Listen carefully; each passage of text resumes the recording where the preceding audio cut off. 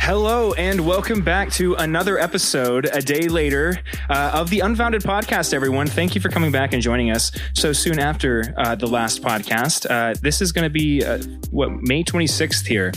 So me and Bethany just got done last night with the podcast that I'm sure you just listened to. And we were here actually to fill you in a little bit. Our living conditions are changing a little bit.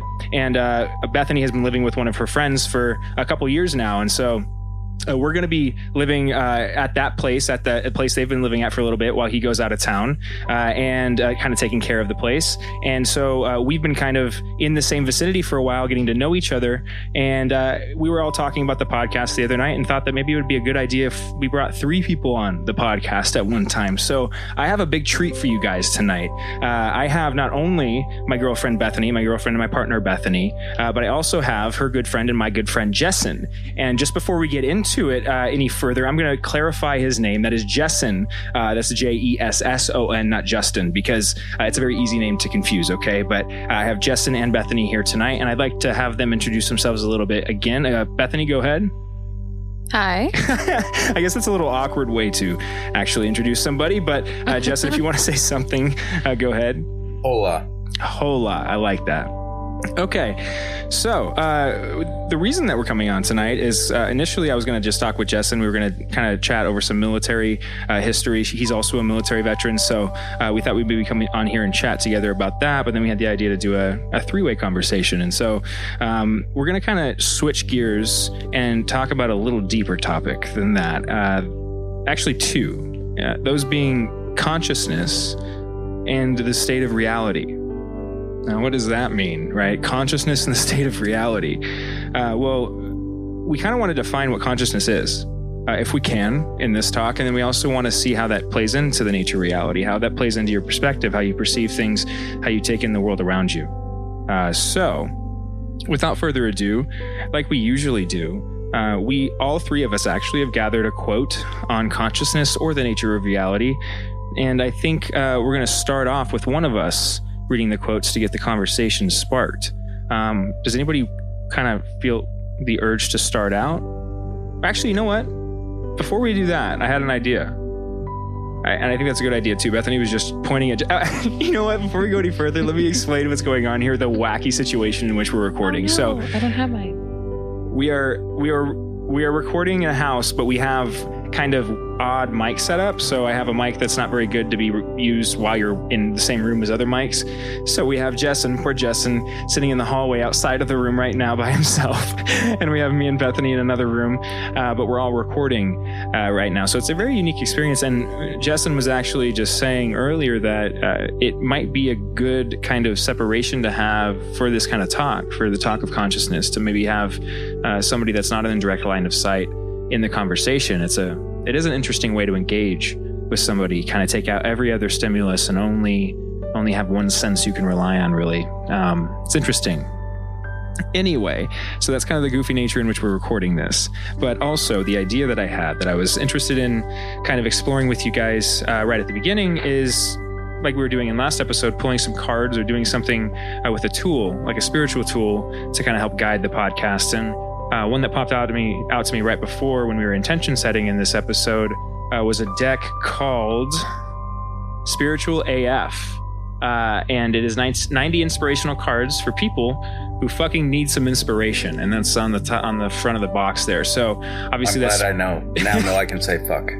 Right, because he didn't specify what AF meant. I didn't, and who knows what that means, right? No, I was sitting out here in the hallways thinking. No, I do. No, I'm being sarcastic. Fuck? Oh, gotcha. No, yes, you are allowed to say fuck in the episode. I can mark it as explicit, so feel free to kind of talk openly. And that's really, I'm glad you brought that up, because that is a point of this show, is to kind of feel free to explore whatever idea you feel comes to your head, because it's not just you fashioning ideas, it's actually you channeling ideas from the greater forces around you, right? So I want you to feel comfortable to allow that to happen, whoever comes on the show in the future or now. So that being said, I'm going to pull a card here. I'm going to do it kind of randomly, how I would do if I was doing a reading with tarot cards or something like that. I'll shuffle them a little bit. And those are your cards, the ones that just fell out. And as I was shuffling, that's a good point. Sometimes cards will just jump out. Sometimes, there'll be a card that kind of sticks out or doesn't go in properly or just feels like it wants to stay in your hand. This time, 2 cards popped out as I was shuffling right there. And let's see what they say. And these are intentions for the podcast, and these are very direct, so it might be a little hard to understand how they apply initially, but I think it'll be curious to see how the podcast ends. Let's see what this first one is. It says, drink water and mind your own fucking business. Oh. And then the second one, things get harder before you level up. Know that. I think both of those will apply based off of the topics. I mean, I can see how they apply. You think so? Yeah. As soon as I said that, Bethany was like smiling. I'm like, yeah. I was like, oh, okay. All right. That's what I'm saying. I can't really see it yet, but there might be something that connects here as we go. I'm sure there will be, actually. I say might. There will be. Anyway, Jesson, do you have any thoughts on those 2 cards? Do you have any things, thoughts on the intentions before we get started? What just popped into my head what was the one about drinking water? It says drink water and mind your own fucking business. There's a comedian I like, and he had a tweet he did, and I just looked up real quick. It's, you'll grow up not really knowing if you deserve love, but one day you'll meet someone who loves you, and you'll be able to accept yourself. Then once they really get to know you, they'll find out you're unbearable and leave. But the important thing is to stay hydrated. Oh, and that's the end of it? Yeah, that's... it's just when you said, just mind your business and drink water, it made me think of that. I don't know if it applies to the situation, but it popped into my head. I think it does in a weird way, and maybe an odd way, that it is odd that they bring up water, right, in the card that I pulled like that, but honestly, water is a really fundamental thing to not only your avatar, but the world around us, right? And it's a conductor as well. It's a conductor of energy.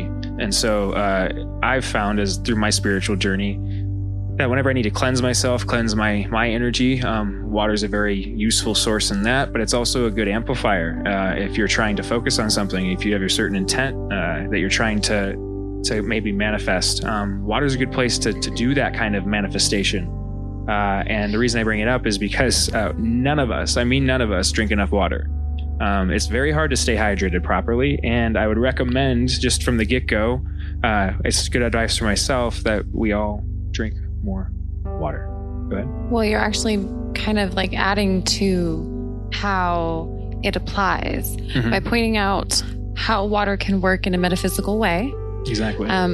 First of all, when you if you get into the bath, even if it has salt and it's used for detoxing, it also enhances your intuition. And so to me, consciousness is a form of awareness. And I guess that could be an enhanced intuition of sorts, or on the opposite side, it could be being more aware of your current surroundings, like actually seeing the things that are going on around people, including yourself, that maybe most people perceive differently because they're distracted by their phone or their thoughts going on in their head, etc. Water helps clear your head.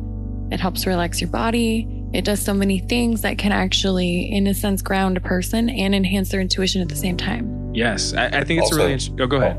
Well, just you said that water is an excellent conductor, but in fact, it is a really good insulator for electricity, pure water. But it suspends many conductors. It's very good at conducting when it's suspending something. So it itself is not, but it creates an environment where conduction does occur. That's really interesting. So it's actually like the particles themselves that are suspended that conduct the electricity, not the water itself. Yeah, the water, pure water is an insulator. That makes sense. It does conduct heat, though. I mean, there are other things, but just as far as an electrical thing. That doesn't make a lot of sense, though. So especially like what you were saying, Bethany, when you were talking at the end there about salt, right? Adding salt, you don't always need to do that, but that salt itself is kind of a substrate that you could add to water in which you can conduct those energies, and you can clear those energies. I don't know the specific attributes of salt, but I know that when I've used it, it's helped me clear kind of not only my physical pain and kind of tension, but kind of the spiritual and emotional tension that I've had. And Well, it's still a mineral, and some of the stones that people use to clear their energy are salt-based stones, and that's why you can't submerge them into the water, or they'll kind of like disintegrate. They'll disappear basically. So in that way, it is helping amplify or charge in some sort of way by clearing the energy so that you can enhance your intuition, or even I've had moments where I've been taking a bath and unintentionally I've like seen things in my mind, and like zoned into it. I have as well, yeah. And I recognized very, very quickly that being in or around water enhanced all of that, and I could ask questions and get answers. And it is a lot of talking to myself, but I mean, I also, like you've mentioned in your other podcast, I think that is a part of being conscious and aware, is being able to have a communication with yourself or your higher self or God or spirit of the universe or whatever you want to call it.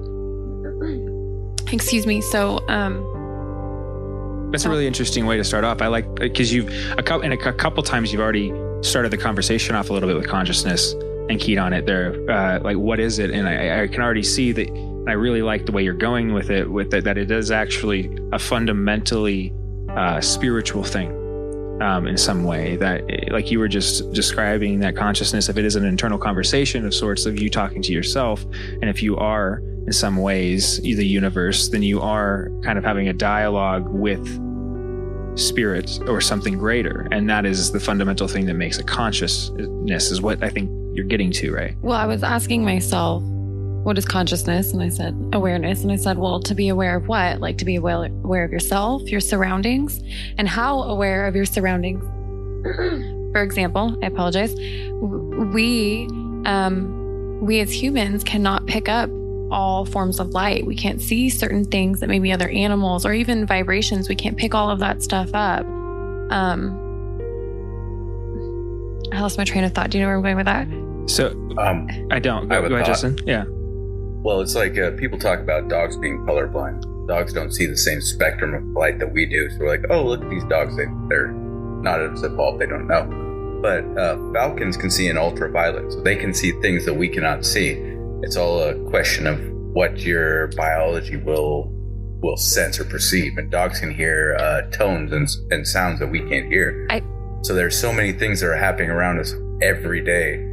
Like things that can be perceived by others that cannot be perceived by us. Yeah, young people can perceive a higher wavelength of sound than older people. That's really... Yeah. So there are things that are happening, things that are there to be seen, to be perceived, to be understood, that just our bodies won't acknowledge. Through the natural senses. Yeah. Which is why I think people have a hard time understanding how ants or bees and other forms of life communicate, because it's an awareness that we can't connect to, or we don't understand how to connect to, at least. That's I've done an episode on that. I've talked about that specifically, about ants, that I used to like watching ants, and kind of used to wonder, because at the surface level, we treat them as if they're this thing that's really primitive. But when you look at an ant colony, it's very easy to see that it's a very complex structure. Not only is it a complex physical structure, but there's a hierarchy behind that, a very complex hierarchy, which means that there's a social dynamic at play there, which means that there's a consciousness working there at play. And that then kind of demands that you ask yourself, okay, well, is it that there are like higher and lower forms of consciousness, or is it just that consciousness itself is a fundamental thing? That consciousness is something like a fundamental thing that changes depending on the form in which it is made and manifested in. What I ended up getting to in that episode was something like consciousness. Consciousness is perspective, and that literally everything is conscious, and even in some form. So that you have to act. That's why I think a lot of people talk about the earth itself as being conscious, and the trees being conscious, and the grass and everything like that. But you have to extend that even to the physical things that you wouldn't really think were conscious, like rocks, or even things that we've made, like technology. Consciousness is something like an ordered state through which you can perceive the universe. Well, it's like Beth and I were talking the other day about people saying that they have high standards. And that doesn't make any sense. What they have is unique standards. Their standards are something that are only applied to them, so they see people as not really living up to them. Yeah. But another thought I have, and what you were saying, is speaking of like thinking of higher and lower levels of consciousness. We as people tend to empathize more with things that are more like us. Like if you go to an abattoir or slaughterhouse for cows, there's a certain way that works. But if you go to a fishing boat, they pull a bunch of fish out of the ocean and drop them on a deck and let them suffocate. If you put a bunch of cows into a net and drown them, people be up in arms. But we identify with cows because they're more like us. Fish are different, so we don't empathize with them as well. No, that's a really good point, actually, because empathy. Well, and where does empathy stem from? We can take it from there too, because is that a tangent? Is that a corollary of consciousness? Is it an extension of it in some way? Empathy itself. Well, I think it's an ability to identify. I mean, it's basically what it comes down to. Is because if something is so much unlike you that you can't understand its perception of the world, then you don't really empathize with it. Does it exist, though? Is it possible to not understand or empathize with something? Anything, really? If you're willing to, I think is the question, right? So it's here's the best example, and this is the one that Jordan Peterson I talk about a lot, uses. He did a class on it. It's something like, if you had to think about the Nazi Germany. A lot of people like to think about Nazi Germany and villainize Nazi Germany, because in a lot of ways, there's a lot of easy things to point out that were in the way we define evil that Nazi Germany did, Hitler himself, right, as a figure. And so when we do that, when we villainize something, that either way, whether it feels justified or not, what we do is kind of separate ourselves or compartmentalize ourselves in this safe way from those things, saying that we can't ever do that. We can't ever be that thing. But the purpose of this class was to show people that that's not true. Fundamentally, at a psychological level, it's not true. That if you were part of Nazi Germany, it's more likely that you would not only have been joining in what was going on, but you probably would have been one of the people running the prisons. That you could have been one of the people running the gas chambers. And there was a good likelihood that you would have been. That those people aren't that much different than you. It's something like shades, degrees from a difference from you. And that the dangerous thing and the scary thing about that is the way that you become those things is to not recognize it. And so the weird thing that I think we need to recognize, everybody, humanity in general, in the ways you just described, all the horrible ways that we treat the animals and other living things, is to recognize that we can empathize with them. We have to be willing to, though. And that's a process of being vulnerable in ourselves and seeing why we don't want to. Something like that. That's what I think, at least. You can see if you're paying attention, if you're aware, if you're conscious, if you're actually paying attention to your surroundings enough. So I guess if you want to, it is a choice, I suppose. You can see in your own fish tank, in the one that Jesson has in his room, actually, where he got that big Placo fish. That's what it's called, right, Jesson? A Placo? Yeah, Placostomus. Yeah. It's a type of catfish, right? Right. Yeah. So when we got that, it came from a friend of mine's house, and they were, kind of just cleaning house, and they didn't want this fish tank, and they honestly didn't take very good care of it. It was really gross. It was very disturbing. And when we got the tank with the fish, that they had taken the fish out, and I don't think they meant any harm. I really genuinely don't think that they're bad people. I just think that they just didn't take the time to do their research to understand what they were dealing with. So they said that they were going to bring the fish to us.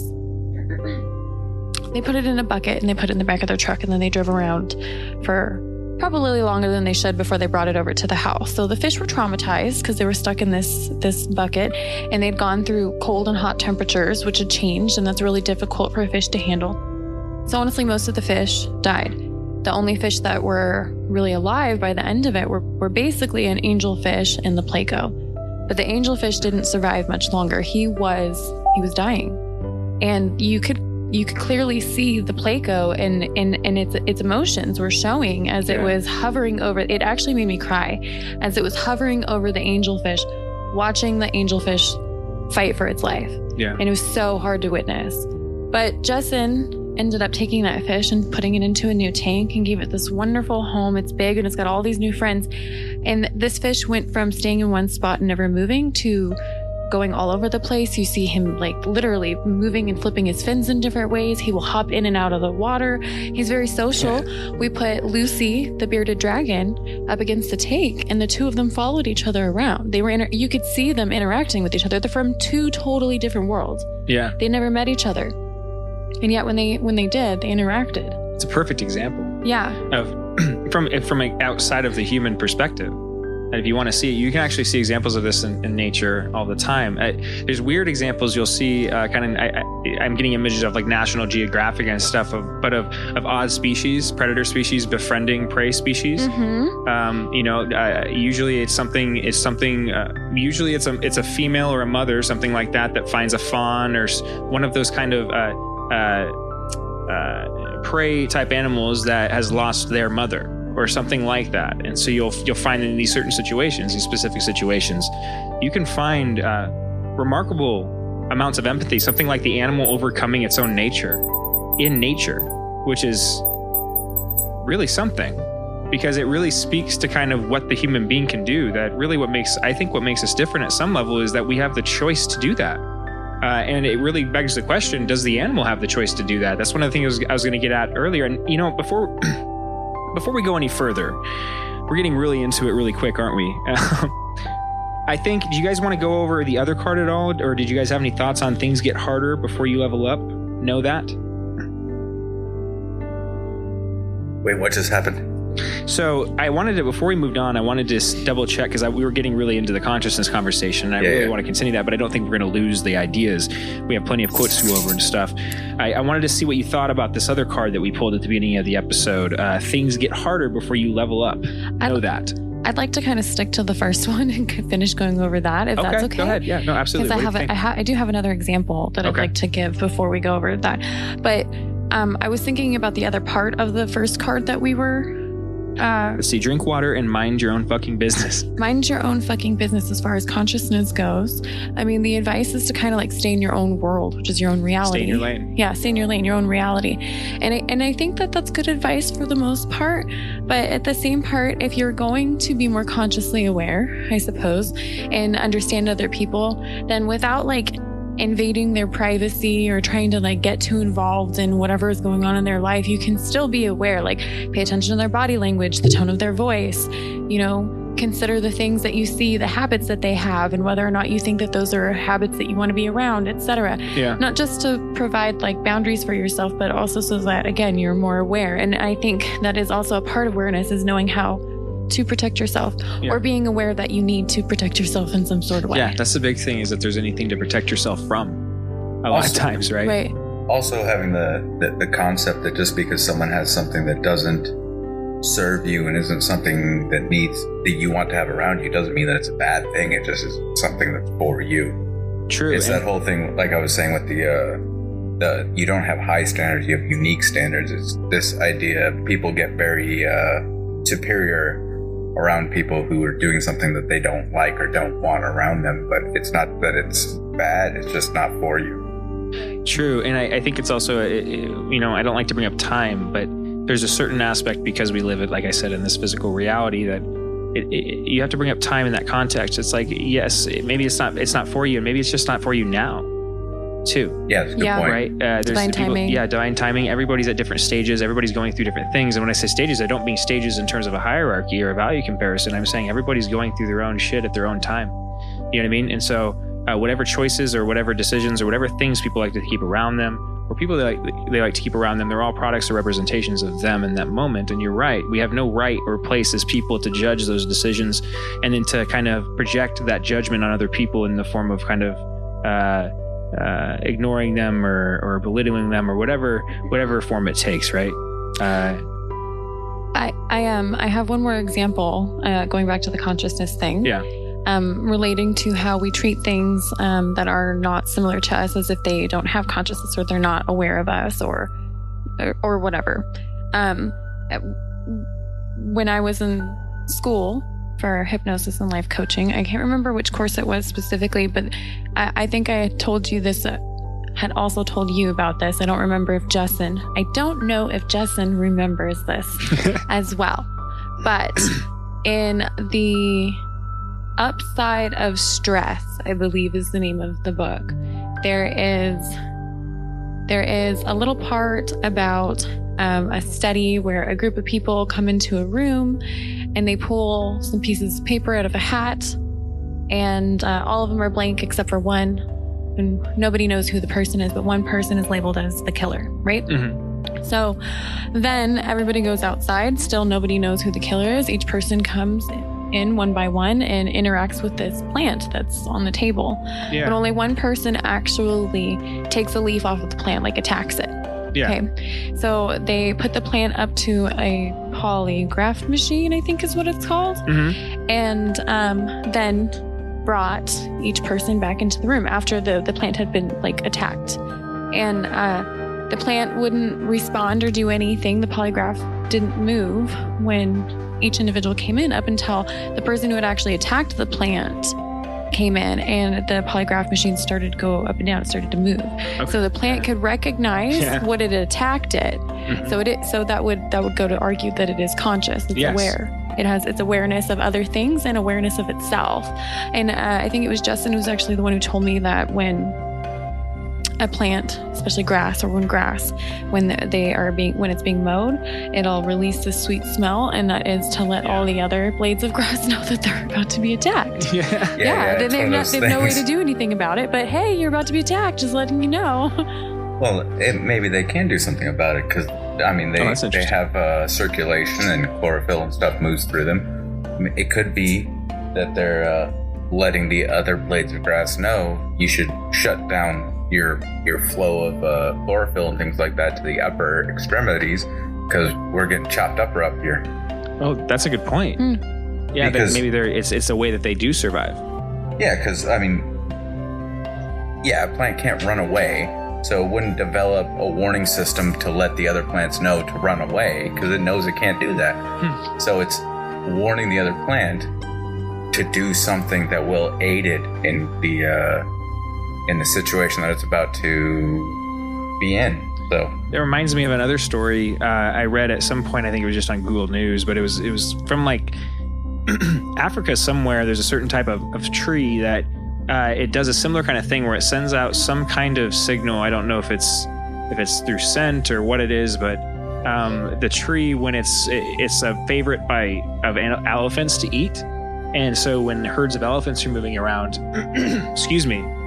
The tree will actually send out the signal to other trees, and the tree will change its color or something to that effect, to where the animal, like the elephant, doesn't know it's the same thing. So it is like an active defense mechanism against the other.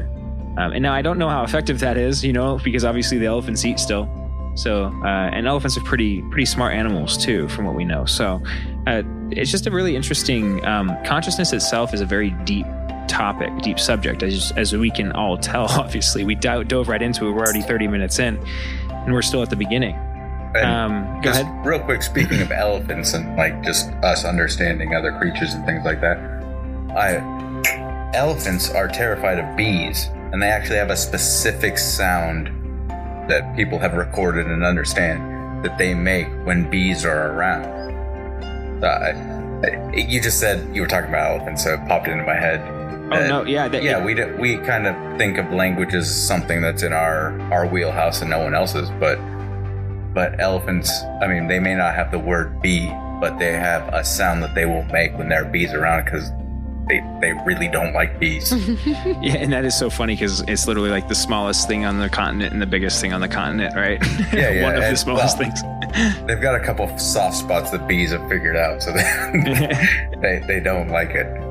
It is interesting. And so just for the listeners, that the little interruptions you hear, my dog Dixie, she likes to whine every once in a while.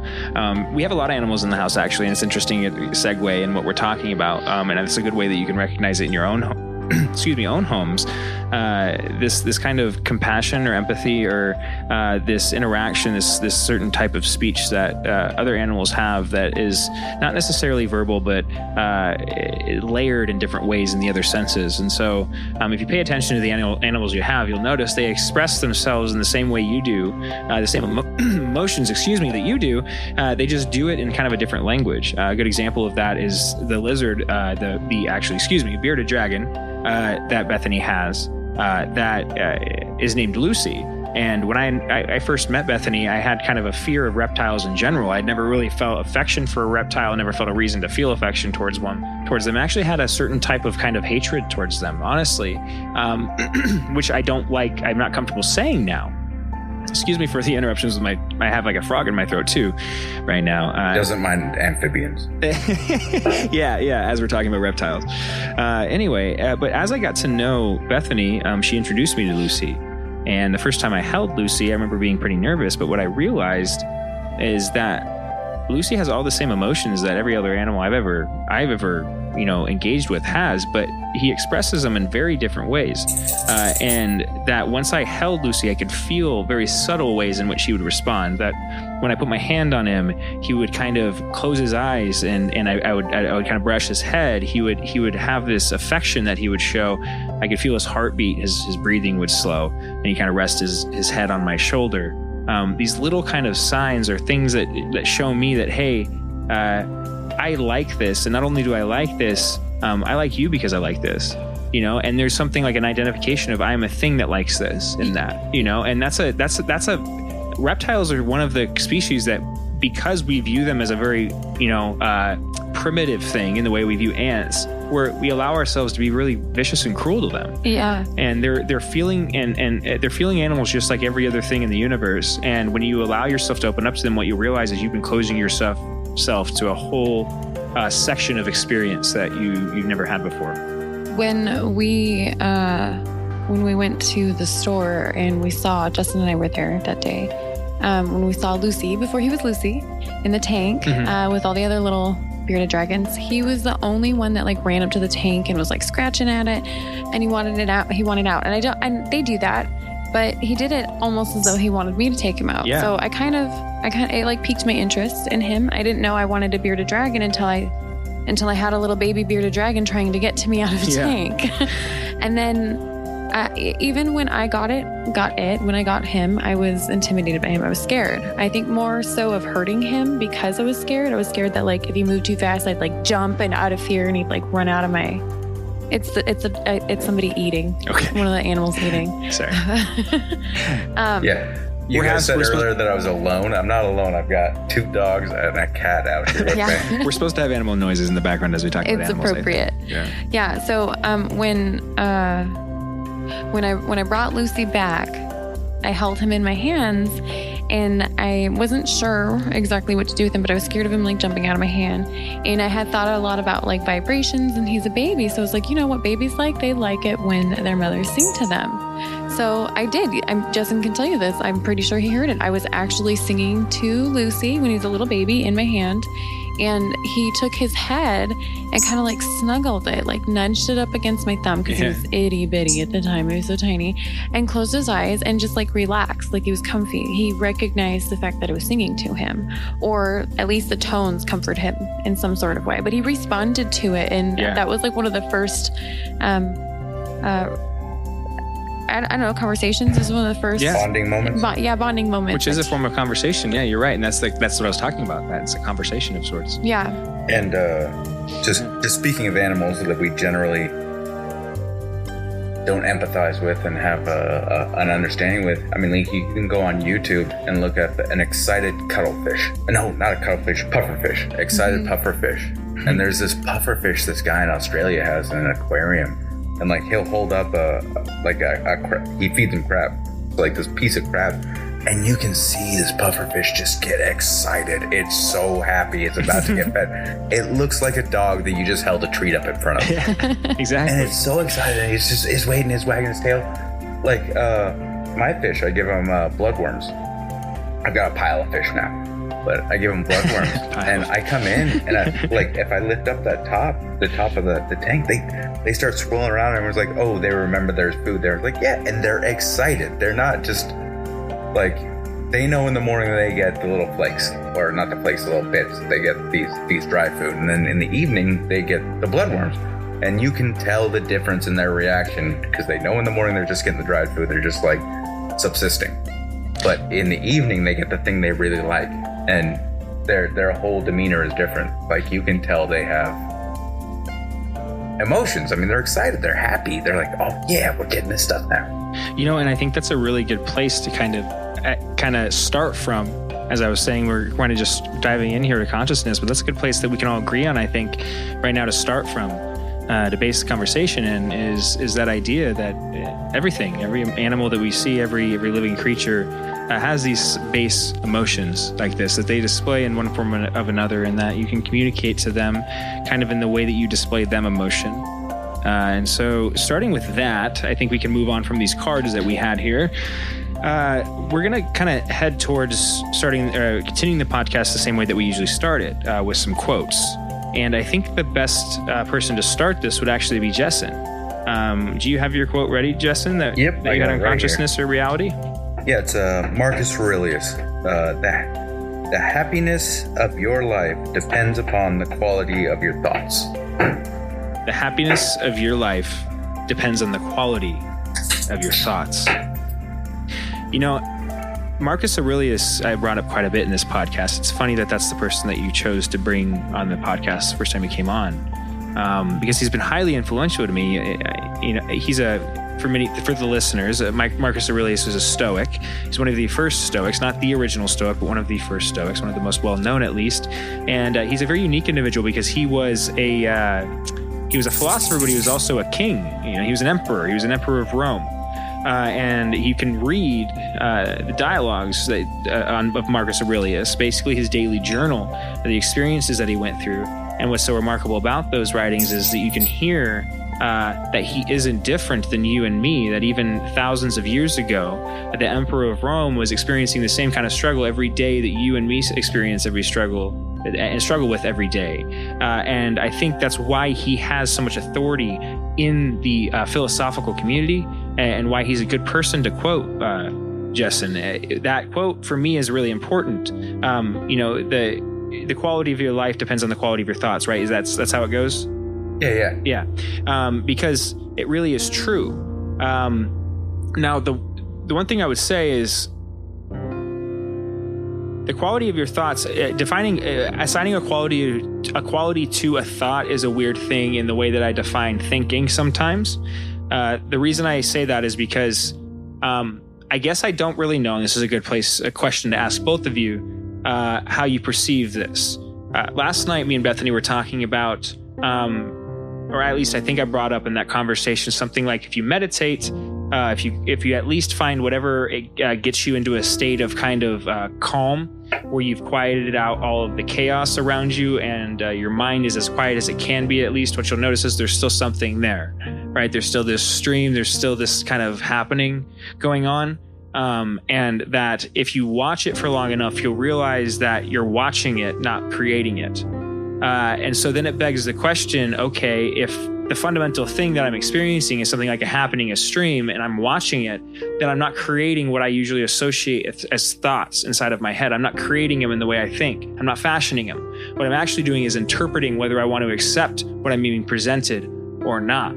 So you really are choosing up or down, left or right, yes or no, but what you're doing is choosing whether you align with the stream or not. That's at least the way that I've thought about it. What are your guys' thoughts on that? Well, I think we have multiple sides to ourselves, think and feel. So when that choice is being presented, it could be that two sides of yourself is asking the same question so that you could see which side of yourself you want to listen to. I also think and feel that there are guides that present us with tests. Yeah. And so that it would still be choice. And the thought, I guess, would still be your own because you're willing to accept the thought, even if it's something you heard, because it's your own once you accept it, kind of a thing. Right. Yeah. Yeah. Yeah. That's a good point. Yeah, I like that way of conceiving it, because it is something like you're still pulling it from a consciousness stream. Yeah. But you don't really have your name on it until you decide to accept it into yourself, something like that. Mm-hmm. This might be a little bit of a swerve off of what you're saying, but it just popped in my head as we're talking about it. Is if you're struggling with a yes or no or a 1 or 2 or this or that decision, take a coin, assign it, and flip it in your hand, and then catch it, and then don't look at the coin, but think what you wanted, what you're hoping that the coin will say. Yeah, I fucking love that. Yeah. That's great. Yes, because that's one way you can train it's a really good way to train your intuition and to trust it. The hard thing is to actually act on what you get, right? Like actually act on what you get, what you hear in your mind, because you will hear it. You know what I mean? That's the funny thing is I did a whole episode. I keep on bringing up my old episodes. I'm sorry about that. Apologies. But we keep on keying on certain things. That I had an episode about talking to yourself. And in that episode, I kind of brought up this conception that we have about talking to yourself that we've associated with something like insanity. And then when we see it in other people, we make fun of it usually, or we at least kind of push it away as something that if we're too close to that insanity, we'll catch it. And I think one of the things that we need to be careful. I just lost my train of thought when I thought about that.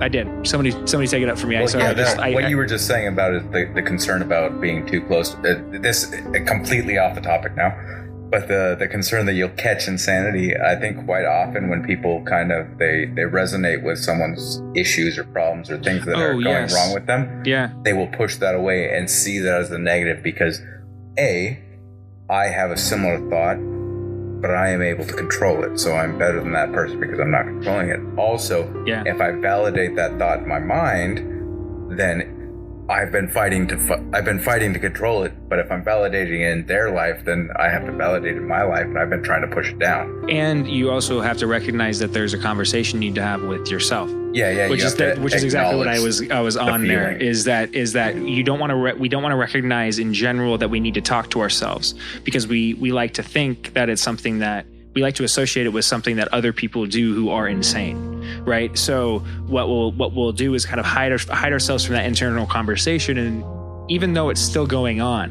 which is funny, it's like if you ever really present this in like I know I can't think of the specific example, but I know I've brought it up in like certain social scenarios when I've been around people that I've said kind of as a joke. Like I talk to myself all the time, and I always remember that people, the way they react is like it's funny because they look at me and kind of like it's a half recognition, half fear.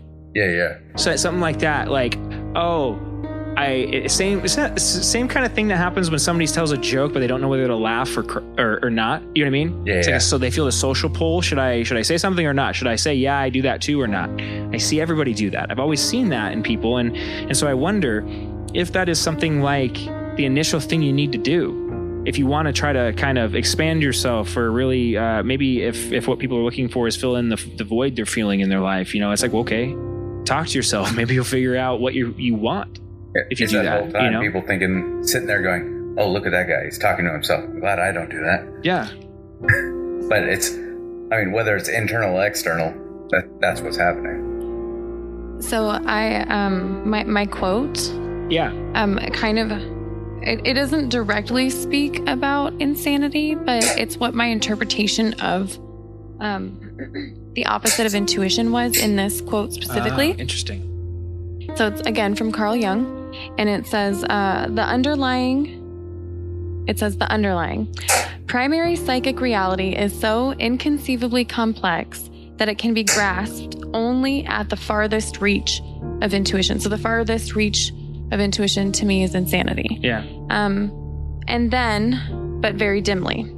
That is why it needs symbols. So I started doing, I refer to myself as a spiritual decoder. I say that I speak the language of the universe, which is symbols. And that was one of the things that I discovered, was that in order for me to actually be more aware and conscious of everything going on around me and pay attention to my intuition, I had to go completely insane, and I did.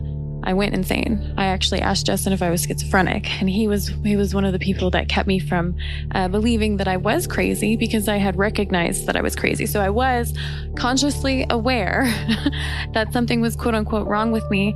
And I was doing many things like talking to myself and seeing things and being paranoid. And it was a lot to go through, but I think that it was important because it's what started to point out what I believe my guides were speaking to me, the numerology stuff, the synchronicities.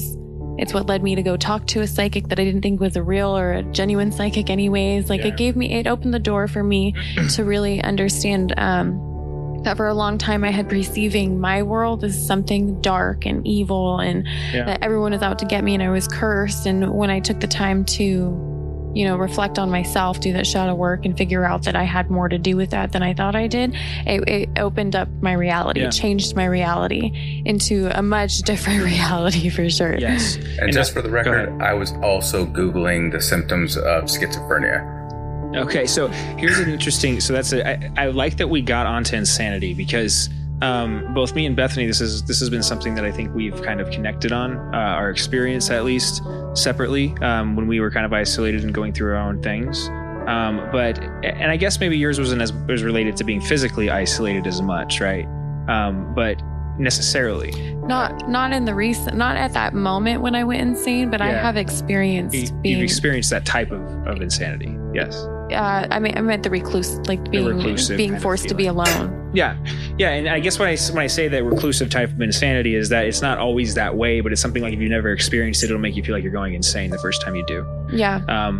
Anyway, the reason I like that you brought that up, because one of the things that I've experienced is through my spiritual awakening through the last probably, let's say 3 years or 4 years.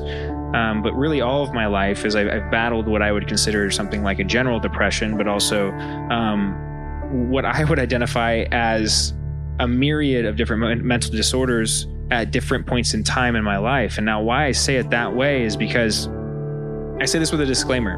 I'm not a doctor or a physician, and I'm not giving medical advice to anybody. I don't think any of us are in that capacity right now. What we're doing is trying to give you what we know and what works for us. And if you want to take that, you can. If you want to leave it, that's fine as well.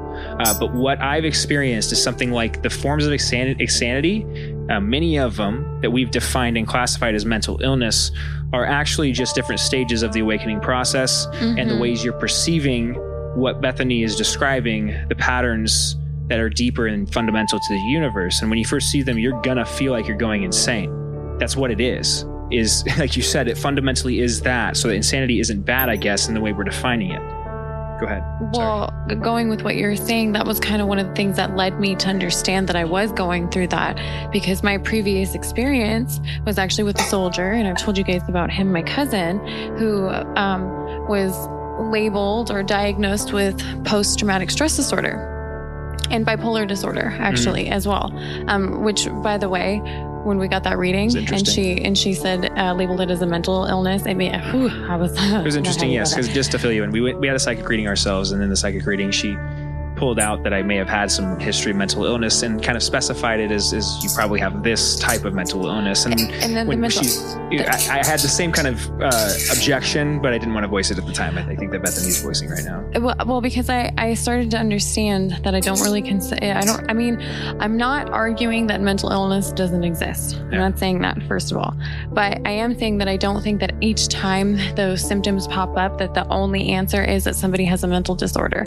Because when my cousin came back from the military, and just like to leave it short and non-extreme, he was struggling with PTSD. He went to the VA. He asked for help. They said that there wasn't a whole lot that they could do for him. Yeah. He had been praying. He had been reading the Bible. He had been trying really hard to figure out what was quote unquote wrong with him.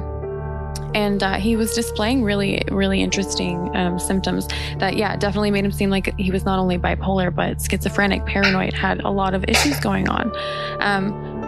So when I went through the near-death experience and kind of had thought about the things that he said, there were times where I remembered him saying, subliminal messages. Yeah. And I don't know if at the time he knew he was doing that, but there were certain things that he would say that suddenly when something would happen to me, I would key in on that memory and be like, oh, now I get it. I understand what's happening. So I started to pick that up, and I recognized that what I believe he was experiencing was an awakening at the time. But because there wasn't any resources for him to say, like, hey, what you need to do is understand this is initiation of sorts for you to kind of reach enlightenment so that you can learn to forgive yourself, practice self-love, understand why things happen the way that they happen, and move on. Yes. Take what you've learned and help somebody else. And he couldn't get to that point because he couldn't forgive himself for the terrible things that he was doing. Yeah. And when he would do them, he'd want to slip away. He'd want to let go. His inner child would want to hide. And I feel like occasionally something would step in for him. Yeah. And that's a sort of possession. Yeah, that is, I think, what we call a possession. Right. And that's an interesting segue to get into it too, is that a lot of the things that we define as insanity too, that we see in other people is actually that too. Now, when I say possession, again, I want to kind of clarify, I'm not talking about exorcist possession when I'm talking about this. While I do think that that's something that can happen to a certain degree if you have maybe the certain type of energy manifest, I don't know. What I'm talking about is that there's energies at play all around you, that you are connected to the universe intricately, and that any of those energies at any time can take you over if you're not willing to embody the avatar that you have properly. Something like that. When you say that I don't want this, when you think those things, when you kind of reiterate those things inside yourself, what you're telling anything else around you, any other energy, is like, hey, open house. And it allows those kind of energies to slip into you. And when you notice, if you watch yourself when you're in those states, what you'll notice is you'll start to slip and vacillate and smack into different kind of energies, kind of like schizophrenia, kind of like, you know what I mean? These different types of insanities, right? Of mental illnesses. Now, again, like Bethany says, word of caution, I'm not saying that mental illness doesn't exist. I don't know. I'm not a doctor. What I am saying is, in my experience with the mental illness I've experienced, it's not a fundamental thing I was born with. And I truly fundamentally believe that. And I think that's the message that a lot of people need to hear. You're not broken. Nobody broke you, and you're not broken. You never were. And you aren't right now. Well, I guess that is the fundamental secret. Well, this is a thought, is like you were saying, like you said, and like Bethany said, about when someone said there was mental illness, there was a reaction of disagreement or anger. But if someone said you have the flu, you wouldn't get upset about it. You're like, oh, I got the flu. It's like you're saying, there are external forces that are moving. There are influences, there are energies, and that's a big problem. Like in our society in general, and just how our perception, like it's a perception of consciousness.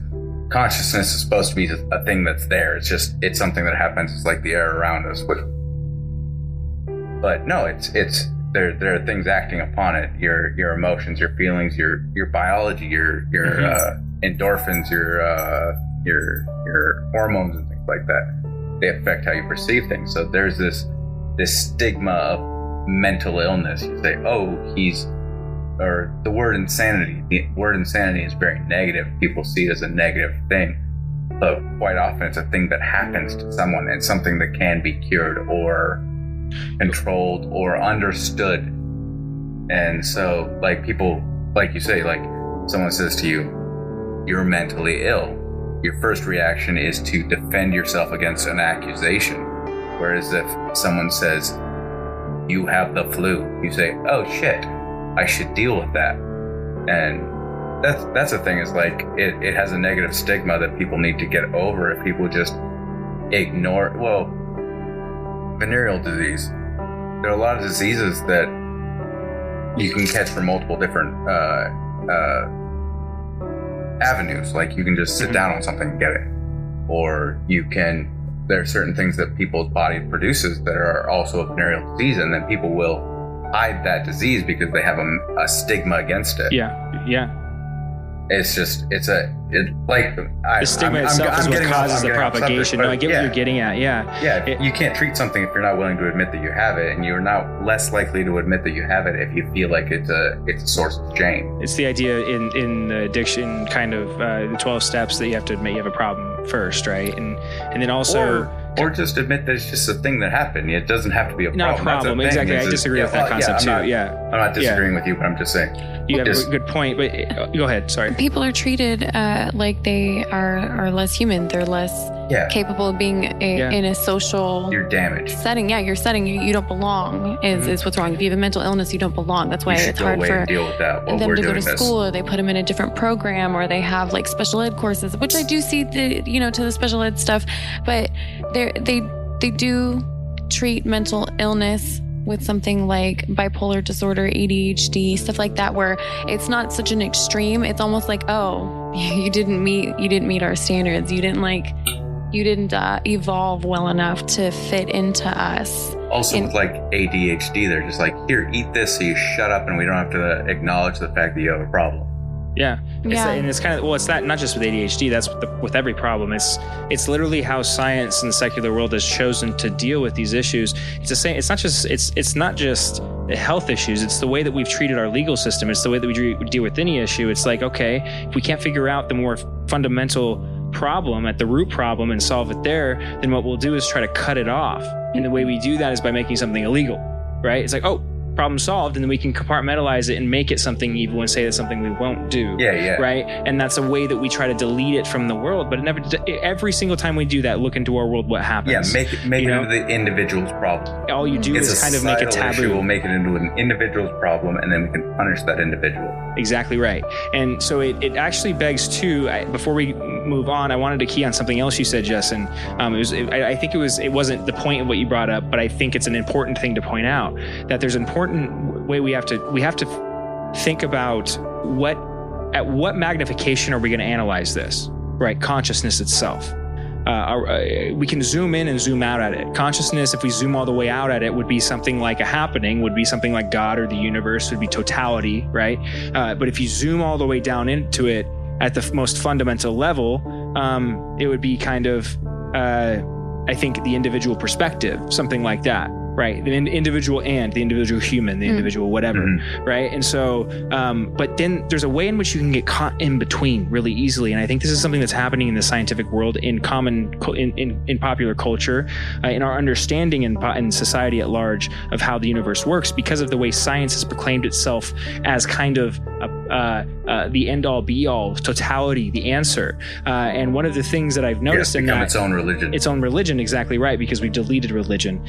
But in the way Nietzsche said it. Anyway, the point being is that you described that all of these different things, our biology, kind of the endorphins, all of these different chemical reactions going on in our brain, all of these things are happening. They affect our moods, they affect our decisions. And I think that's a really interesting thing to think about, because I asked myself the question, but do they? It's a chicken or the egg question. Are those things actually the things that's creating the experience, or is the experience creating those things?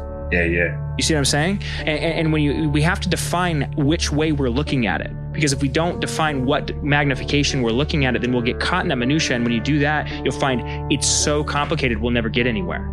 It's too complicated. It could be the endorphins. It could be the nervous system. It could be this or that or this or that. And that's what you find the scientific community doing constantly, is this argument within kind of the minutia of the argument, which is kind of the idiocy of it, which is why it's kind of comical at a fundamental level. It's like you don't want to admit God or something bigger, but then you're willing to argue over this kind of trivial thing. Does that make sense? I don't think it's like it's not the scientific community's fault, it's people's understanding. It's like if you go back or go into it's the same thing that happens in church. You have the Bible. Let's just, for our immediate purposes, assume that we believe everything in the Bible. But people allow a priest to read the Bible for them and then tell them what it means. They don't read it themselves. The same thing is happening with science now. 100%. People say, a scientist said, or they have shown, or they have proven. How often do you hear that? They have. Yeah. They have discovered. They have found out. People they have tested. Yeah. They have done whatever. Whoever the fuck they are, they're doing a lot of shit. 100%. But they're not going in, and they're not. There's like, peer review is an important thing in science. People are not peer reviewing the shit that they quote from science. So it's the same thing. The priest said on Sunday that there's a beardy man on a cloud who lives in heaven, and he needs 17% of my income. Yeah. That's the same thing.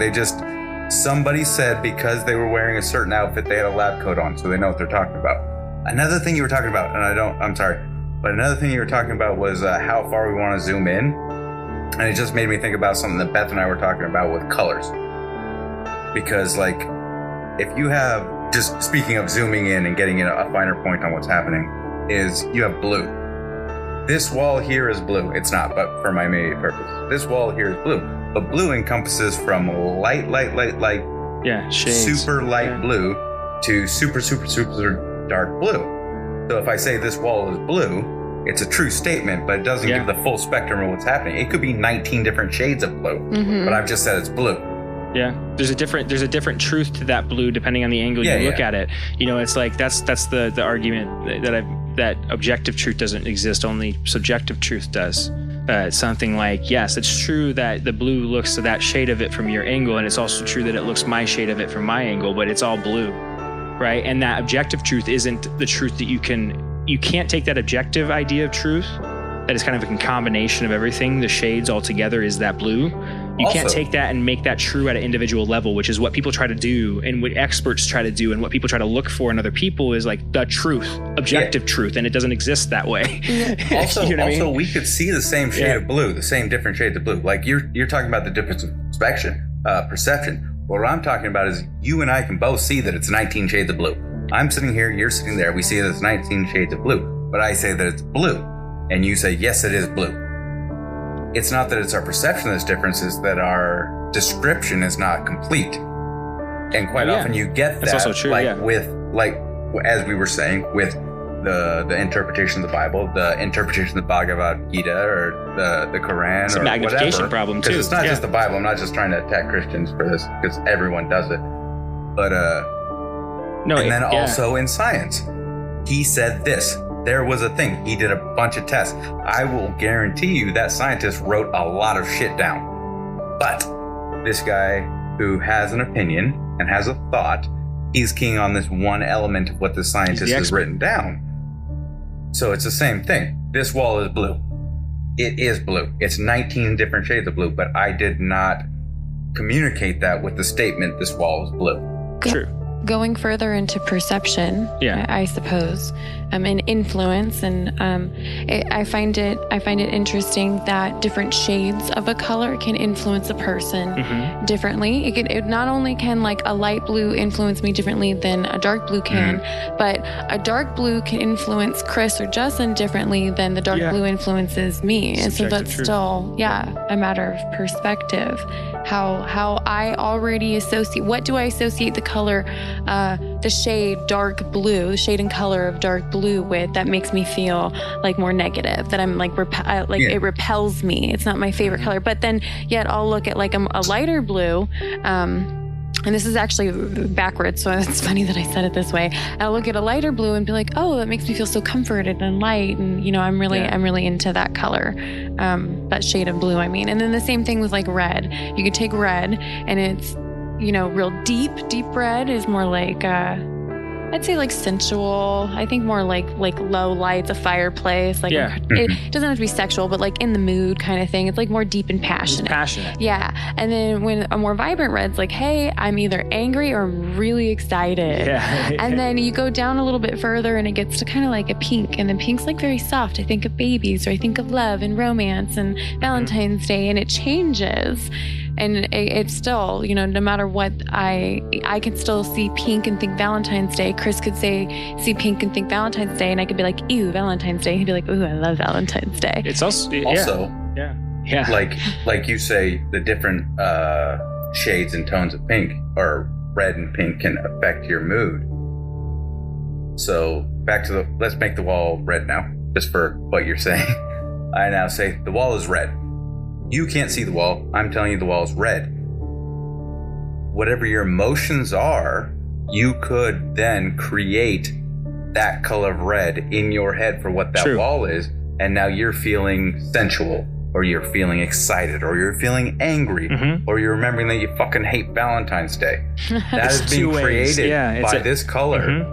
that may not be the color that you're thinking of, but you were already primed up. You're pissed off about something else happened. So I say this wall is red, so now you're thinking of that bright red color that pisses you off. You're a broadcaster and a receiver in every way, not just in like the energetic way that people like we talk about it spiritually. That is the way it's true, but that it manifests in the physical way more ways than you expect. It's like, okay, if you think that you're going about the world watching it and just taking information in, and it's a one-way street in that way, the next time you go out when you're angry and you look at somebody, watch the way they react to you without saying anything. What you'll notice is that they're getting an energy from you just by your look, by your gaze, by the visual stimulus that they're getting, nothing that you're saying. There's not any other kind of energetic action happening there. So that there's myriads of ways that you connect with that. It actually happens simply without the visual stimulus as well. If you really want to tune into it, there's ways in which I've talked about this with Bethany. It's a more, it's one of my more unbalanced states in the past, but I used to know, and this is one of the ways that my psychic abilities, my psychic medium abilities kind of manifested first, was when I was very young. I used to remember knowing that if I was agitated enough or angry enough, or when I went into a room or a building or a place, if I maintained that energy and projected it towards the people around me in a very specific way without saying anything or doing anything, really engaging in any way, that I could kind of sabotage the whole thing myself in a very vindictive and kind of controlling way. And that's a very good example of how, I'm sure if you're honest with yourself, you may be able to think about a time that you've done something similar. Maybe it's not in exactly the way I described it, but maybe it's like, hey, you know what? I'm upset about this, but I'm going to pretend like I'm not, and I'm going to go along with what's going on. And I'm just going to hold that in and be a little vindictive the whole time. Watch what happens around you. You'll notice that not only does like the thing that's happening, like the thing that you're expecting, manifest in exactly the way you were expecting it, but also you get back the exact same energy, the vindication that you manifested it in from the other people around you, so that you are a broadcaster and a receiver in every way. And with that, I kind of want to move on to my quote, if you guys are okay with that. Or do you have something else before we move on? Nope, I don't want to hear it. I do have one more thing. I was gonna read the part from the beginning, but this is short, so okay. I'll just read this instead, if that's okay. And it kind of ties back to like the whole animals and communication and consciousness, and it comes from the Wild Unknown Animal Spirit Guidebook, which is the guidebook that goes to an oracle card deck that I have, which is the mystical shaman oracle deck. And okay, let me see I've got so many ideas flowing through my head right now. And I'm like, oh great, yeah, that's great too. So sorry, I yelled. When I had the near-death experience, I realized that there was a lot of things that I went through that mirrored some of the stories and shamanistic practices. Mm-hmm. I like shamanisms. So when you have a lot of ideas channeling through you, sometimes you like speak so rapid. Stutter, you start to stutter because your mind is racing. So anyways, I'm comparing it to that experience, trying to tie it all together.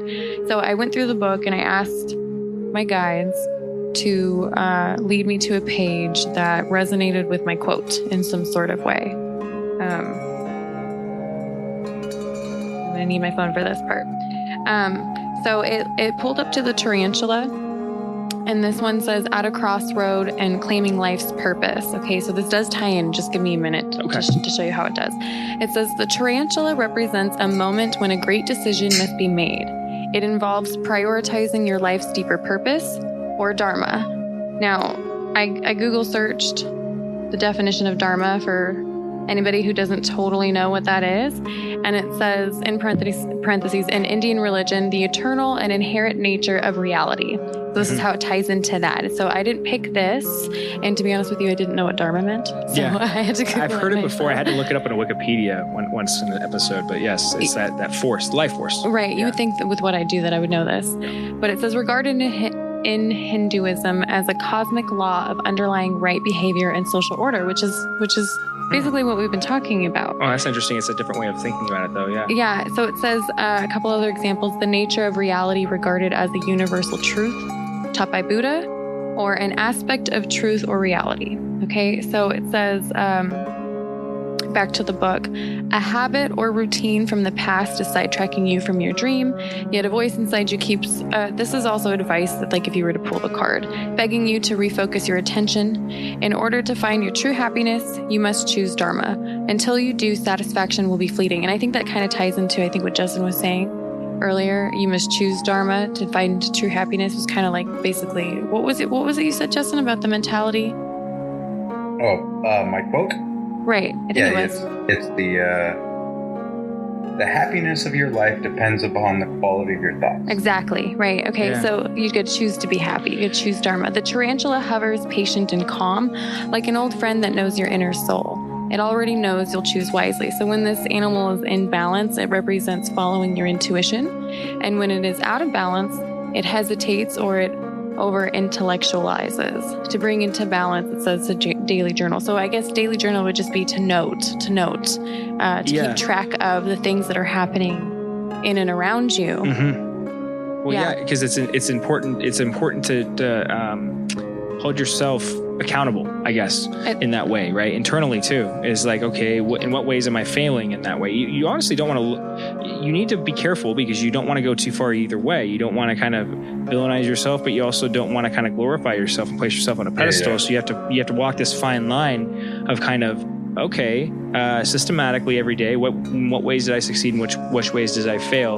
And in what ways can I take maybe a step further in the other direction or the direction that I'm planning the next one? And in that way, you keep your mind too much out of the future and wishing for something to save you, something like that, because you're the thing that's saving yourself. The Stoic principles. And this is a perfect segue. I'm glad that you read that because it's a perfect segue into the quote that I was going to go to. Do you have more before I go there? No, you can go ahead and start. We can look this up later, but I just wanted to point out that was on page 131. I was going to ask you. Yeah, there's another angel number in there. Okay, so we have an angel number just like we were talking about in the last episode. I'll look that up real quick while I get this ready. But yeah, angel number 131. But yeah, my Chris. quote. Yes, go ahead. I'm ready for your Chris now. I'm ready for your quote now. Oh, are you?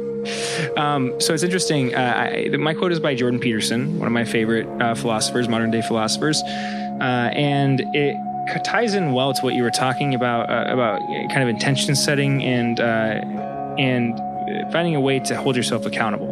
And before I go on to that, angel number 131 signifies support from your angels to feel confident in yourself and your abilities. You need to remain optimistic and focused on your goals. Don't let anything or anyone discourage you. The angels are asking you to have faith in your talents and gifts. And I think I want to kind of point out that in Dharma, I noticed a certain quality. Dharma is also something like the idea of total truth. That the total truth is that you are gifted, you have talents, you are specific and you are specific in certain ways. And that in order to manifest those things, you have to believe that they exist first. And that is a certain type of truth, an inner knowing, and a subjective truth that you are the thing that has to manifest. And the only way you manifest something is to believe in it first. It's really that. It's why in a lot of the movies that you see about concerning magic, if somebody's kind of an apprentice to magic or they discover they have a magic ability, say Harry Potter, for example, there's a part of it that always speaks of needing to believe in it first to make it happen. Right? So in order to fly or in order to do whatever it is, you have to believe that it exists first or trust in it at the very least to take the leap off the building, whatever it is. That's what this speaks of, I think. Yeah. And like I said, that carries very nicely into Jordan Peterson's quote, and that is that consciousness is a mystery that faces the mystery of potential and transforms it into actuality. We do that with every choice we make. Our choices determine the destiny of the world. By making a choice, you alter the structure of reality. So let's have you read like half of that and then review it, and then go over the other half and review it. Okay. So we'll go for the first part of it. Consciousness is a mystery that faces the mystery of potential and transforms it into actuality. So he uses mystery twice in this quote, which is interesting, right? So there's probably two definitions to it, I'm thinking. One being, well, let's look up this definition of mystery really quick. Because I found that when you look up the definition, it usually leads you down a rabbit hole, usually on Wikipedia if we can find it. But that mystery obviously means something there's unknown there, right? But there's also intrigue built into the idea of mystery too. It's not just an unknown, or it would be called unknown. Let's see here. That's a good point. Right? Exactly. Yeah, it kind of implies a worth.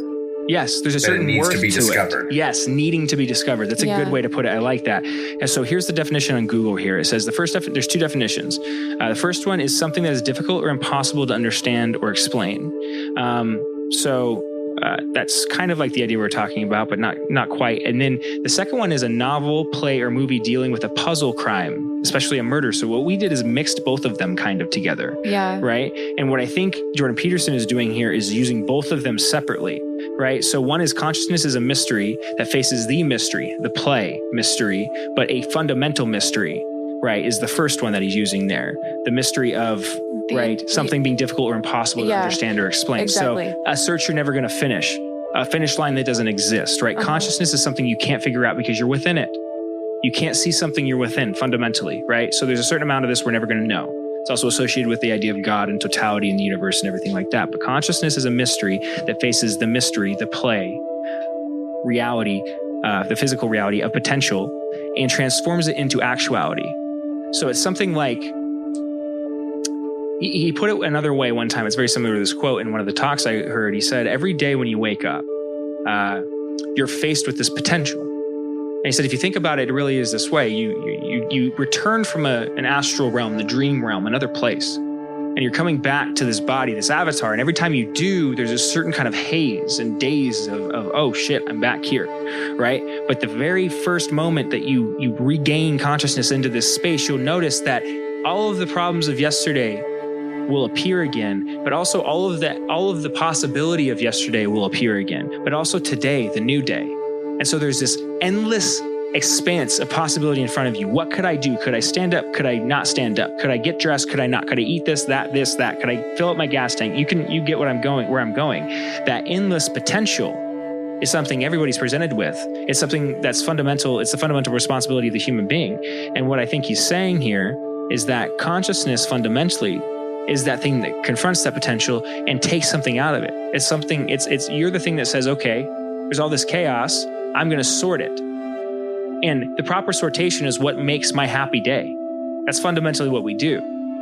The next part of that quote is, we do that with every choice we make. Our choices determine the destiny of the world. By making a choice, you alter the structure of reality. And I think he's talking really fundamentally, you do that. When you make a choice, your reality changes. You're a broadcaster and a receiver. Well, he's referring to manifestation. Yes, exactly right. That this is how it works. It's not magic in the way that we have been told. Magic is like a funny kind of intangible thing. No. Magic is something like this fundamental unknowing. The mystery, right, is magic, right? And the way in which you have control over everything in a way that you never fully understand or grasp. I think also being able to ask for something, pray, wish, whatever, and not expect it just to pop up, like fall into your lap, okay? Because that's what, the TV portrays magic to be. But manifestation is something more along the lines of being able to follow your intuition, your gut, when the universe gives you an opportunity and you to take that chance, to take that risk, to jump up on the opportunity and say, okay, you know what? I want to make a podcast. I want to make money making a podcast. Yeah. And so then, you meet somebody at another event who's like, I've already done a podcast, but for some reason you decide not to have that conversation with that person and you go and do something different. Like you miss that opportunity. Yeah. You didn't manifest it because you weren't looking for the chance to reach your goal, that you weren't aligned with the goal you put out, the intent you put out. So when the universe was like, okay, here's your gift. Sorry it took me so long to get it to you, but I did everything I could. Here you go. Follow this. Yeah. You'll get to where you want to go. And you're just like, nah. That's the funny thing. And then you'll convince yourself. I wanted it to. You'll convince yourself it never happened. Yeah. And then you'll go along thinking that the universe isn't giving you what you want. Exactly. And you'll blame it. Mm-hmm. Yeah. And yeah. Which is why it's a comedy fundamentally. And a thing that you guys use words manifest and things like that quite a lot. And as a muggle, they sound weird to me. But that's a good way to put it. I love the way. But if you've ever read on quantum theory, which is good, proper science stuff, if you by the way, nobody's a muggle in that way, just to intervene. But go ahead. Yeah. But in quantum theory, they did like discussing of photons. Photons, they did this experiment where they fired them through a screen, or not a screen, but like a gap.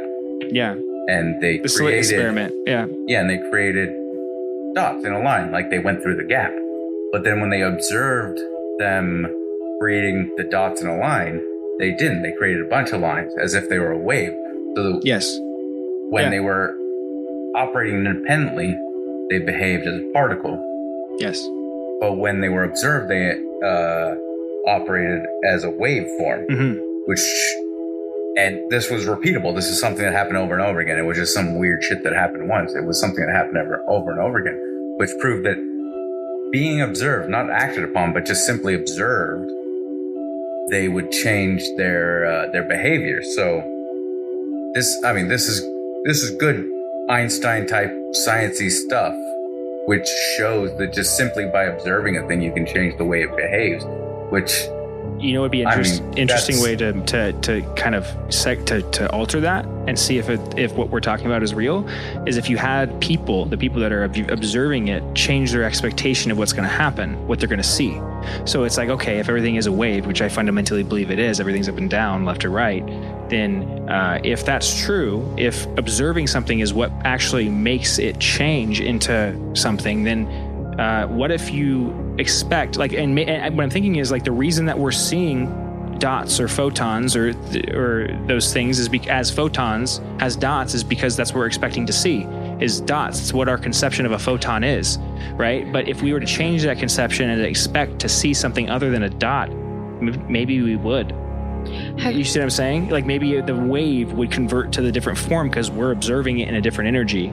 But that's the thing, is they were expecting particles because they had seen particles represented, and then a wave came. So it could also be a question of, like we've been talking about, is perception. A wave in particle form, yeah. Or just perception. We think it's either a particle or a wave, but why does it need to be one of those two things? That's just our understanding, our simple perception of what's happening. I see what you're saying. Yeah, that's a good point.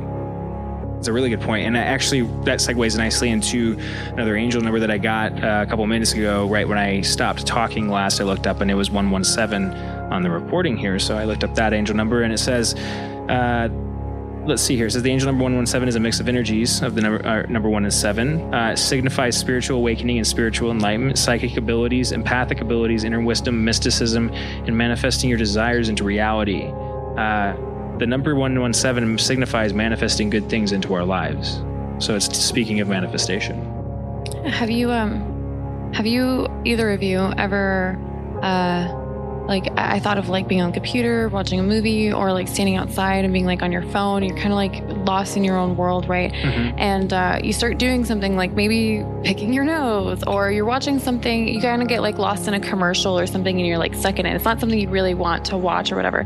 But suddenly you get this idea, like this weird feeling, and you're like, oh, like you snap out of it, and either you stop picking your nose, you stop looking at your phone or whatever you were doing, and you look up, or you look away and change the channel, and you realize that whether or not somebody was actually in the, like, looking directly at you, somebody was next to you or in the room, and you decided to change your behavior because of the feeling that you got without even recognizing at first that somebody was even next to you or even further That's looking really good, at you. Example. It's a really you good were example. happily doing something embarrassing for a period of time, then suddenly you felt as if you needed to stop. Yeah. Yep.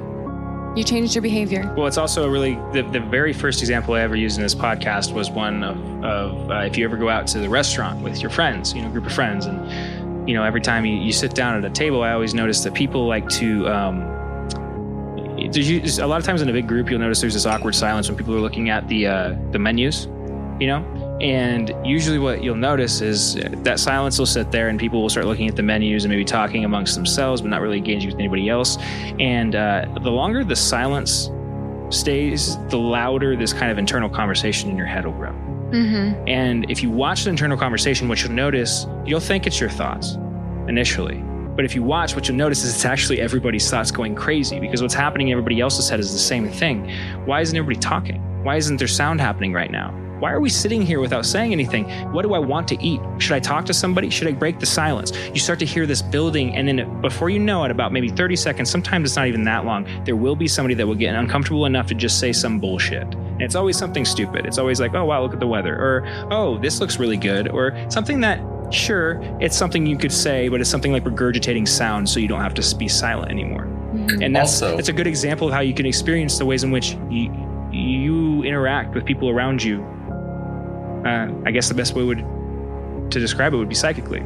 Also, it's people tend to perceive that while everyone at the table is sitting quietly, not speaking, they will perceive it as their failing. It's like, I'm not talking. I'm not creating this situation where people are discussing things. When actually everyone's sitting around not talking. That's the other point that I made too in that, I'm glad you brought that up, was that it's not just why, and then place yourself in the position of the person that does break the silence. Why are they doing that? Well, usually the reason because it's always been you, it's been you at some point, right? So why did you do that? It's like, well, because usually you'll vindicate it in yourself saying something like, well, nobody wants to sit in silence. You know what I mean? So I'll just say something. I'll create conversation. You know what I mean? I don't want people to just sit and stare at menus. But it's, if you analyze that deep enough, you realize you're kind of placing yourself in this hero mold. You're being a savior for people. Oh, you know what? It's not because I'm uncomfortable. It's because everybody else is uncomfortable, and I'm going to go in there and break the silence with them. Well, you're being aware. Yes. You are at a state of awareness that everybody else isn't willing to tap into or acknowledge. Yeah, it's also and so true, you can say justify in any way, but sometimes it's simply just that, like, hey, not everybody else is aware. True. That we can continue to do what we're doing and interact with each other. You don't have to go silent because you're not sure of yourself, I guess. Also, there's that Dexter thing is like, I've watched other humans do this before. I'm trying to blend in with them.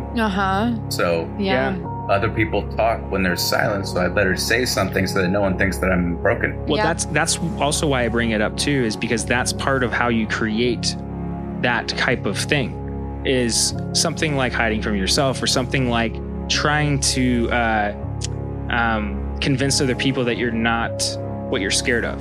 Trying to fill the mold. And if you do that long enough, what you'll do is create this sociopathy inside of yourself, where you manipulate other people through the mask that you've created, something like that. You know what I mean? You'll say things like that. You'll do things because you truly believe that that's the best thing for you and everybody else around you. And if you're not careful with that, you can blow that up to the grandest scale. That's what happened, I truly believe, with Hitler in a weird way. Is like, if you assume that everybody does everything with the best intentions, if you at least apply that concept to a figure like Hitler, then what you have to assume is what he was doing was actually thinking that he was going to usher in some kind of new era for the human race, even though I obviously do not agree with his perspective, just to clarify for anybody that may have questioned that. If you think about it in that context, then you kind of think about, okay, he thought he was doing something for the good of everybody, or at least the people that he wanted to do good for. And then when you think about it that way, it's like, okay, well, how did he get there? Well, this series of justifications inside of himself, all the way from that fundamental thing. Oh, I'm not what I think I am. I'm not this horrible thing. These ideas aren't going to manifest in a negative way towards anybody else. So I'm going to try to manifest it anyway. Even when I see red flags, I'll ignore those red flags and I'll press anyway. I'll manipulate people. I'll pretend to be something I'm not, all the way until I get what I get, because they don't understand properly. They don't see what I see. You see this kind of, you know what I mean? It really is a savior complex, and we have to be very careful with that savior idea, which is why I brought it up in that context. The reason people break the silence is they're trying to save other people. Well, and in a very, very simple way. And sorry, go ahead. No problem. Just going back on what you're saying, it at a very mechanical, not to support Hitler. In a very mechanical sense of the word, genocide would create peace. But the problem with it is Thanos. That people will. But people always find extremism, bigotry always finds a way. Yeah. If you kill, it's like that episode of the original Star Trek where they went to the planet and these people had this huge racial divide and they were fighting each other. And they all were black and white. They were all black and white. And so they're like, well, what do you mean this difference? What is this difference that you guys are seeing? Why is there a problem? And they said, are you stupid? You can't see? He's black on his right side and white on his left side. And I'm white on my right side and black on my left side. If that was different the way I said it. But yeah, it was, from an outside observer, they seem the same. But if you ask them and press them, they'll say, okay, this is the difference. When it's a Jim Jeffries joke, he says in Iraq, the Sunnis and it may not have been Iraq, but in Iraq, the Sunnis and the Shiites are fighting each other, which just goes to prove that in a country without blacks and Jews, people will improvise. Yeah. If you don't have someone to hate, you will find someone to hate. Yeah, exactly right. Well, and that's actually one of the ideas that a lot of our one of the more popular movies in pop culture the last 30 years, Terminator, is based on, right? If you the machines, the backstory to that is something like Skynet was created as a way to protect humanity from or the United States from outside attacks, right? But one of the fundamental things that was programmed into that AI itself, which was designed to learn and to protect the United States or humanity itself, really, was to identify what the biggest threat was. And once it ran that calculation, it realized that the biggest threat was humanity itself, and then it started a war with humanity to eliminate it. And it is that idea you were talking about before, that if you are just logical about things, you have to be really careful with the logical mind, because you're essentially acting as an AI or a computer, and if you take it in that way, you'll very quickly realize that human beings create a lot of suffering.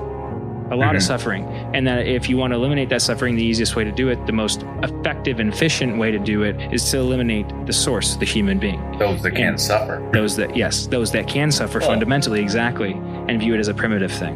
Well, if you go way back in the way back, at some point we were chasing deer and trying to pick berries, and we figured that at certain times of year, in certain areas, there were certain berries. And then we also figured out that at certain times of year, certain animals would walk through a certain place.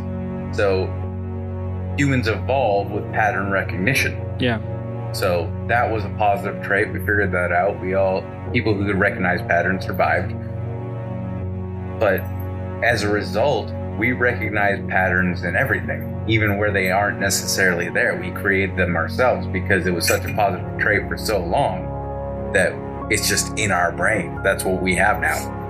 Yeah. So that's what creates this whole thing where if we see one thing do something, then we see a similar thing do it again. Suddenly that's the thing that thing does. Even if it was two isolated incidences, we saw it twice and we see a pattern. Yeah, we are a pattern recognition. We do like patterns. I think the reason we like patterns at a fundamental level is because they provide we've identified it with security.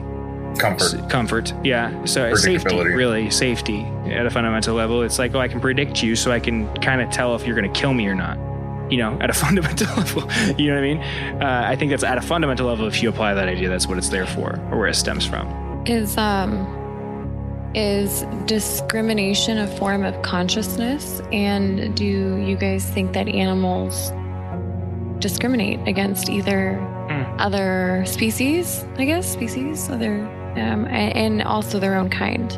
Well, yeah, I mean, it's interesting. You have like any kind of social animal will ostracize different animals that don't fit the ideal, don't fit in with the society. So yeah, they discriminate. We may not really understand why they're discriminating, but again, we're going back to consciousness. It's something that we don't perceive. They could have a weird smell. They could be some difference on a level of the perception that we don't have. Snakes see in infrared. I don't know if they're What about dogs who attack or get aggressive towards people dressed in dark clothing, or even who have darker skin than other people? And I've sure it goes both ways. I'm not trying to say that it only happens that way, but I have heard, in my personal experience, more often people say something that, if you're a man, a tall individual, big man, a tall individual, wear or hats. Somebody who's dressed in dark clothing and or has dark skin, the dog can get aggressive, and it's like, why? What are they, quote unquote, discriminating against? True. Also, real quick, as we're discussing this, the dogs are getting annoyed. Which makes sense. They're picking up on our energy. It's 133. Yeah, they're both getting on the irritated recording when we say that. So let's see what that means. But what was that? What time? 133 on the recording. 133 is asking you to give all your doubts, worries, and fears to the angels and the ascended masters. Trust that they are offering you their full support and protection. Have faith that things in your life are unfolding in the right direction for your highest good. So that, in the context of what we were just talking about, I don't know really how it applies directly to you. What was the number again? 133. Do you have a? I would try searching it with a keyword associated to it. Anyway, so maybe love would be something. Love, I mean, it is. It's discrimination versus love.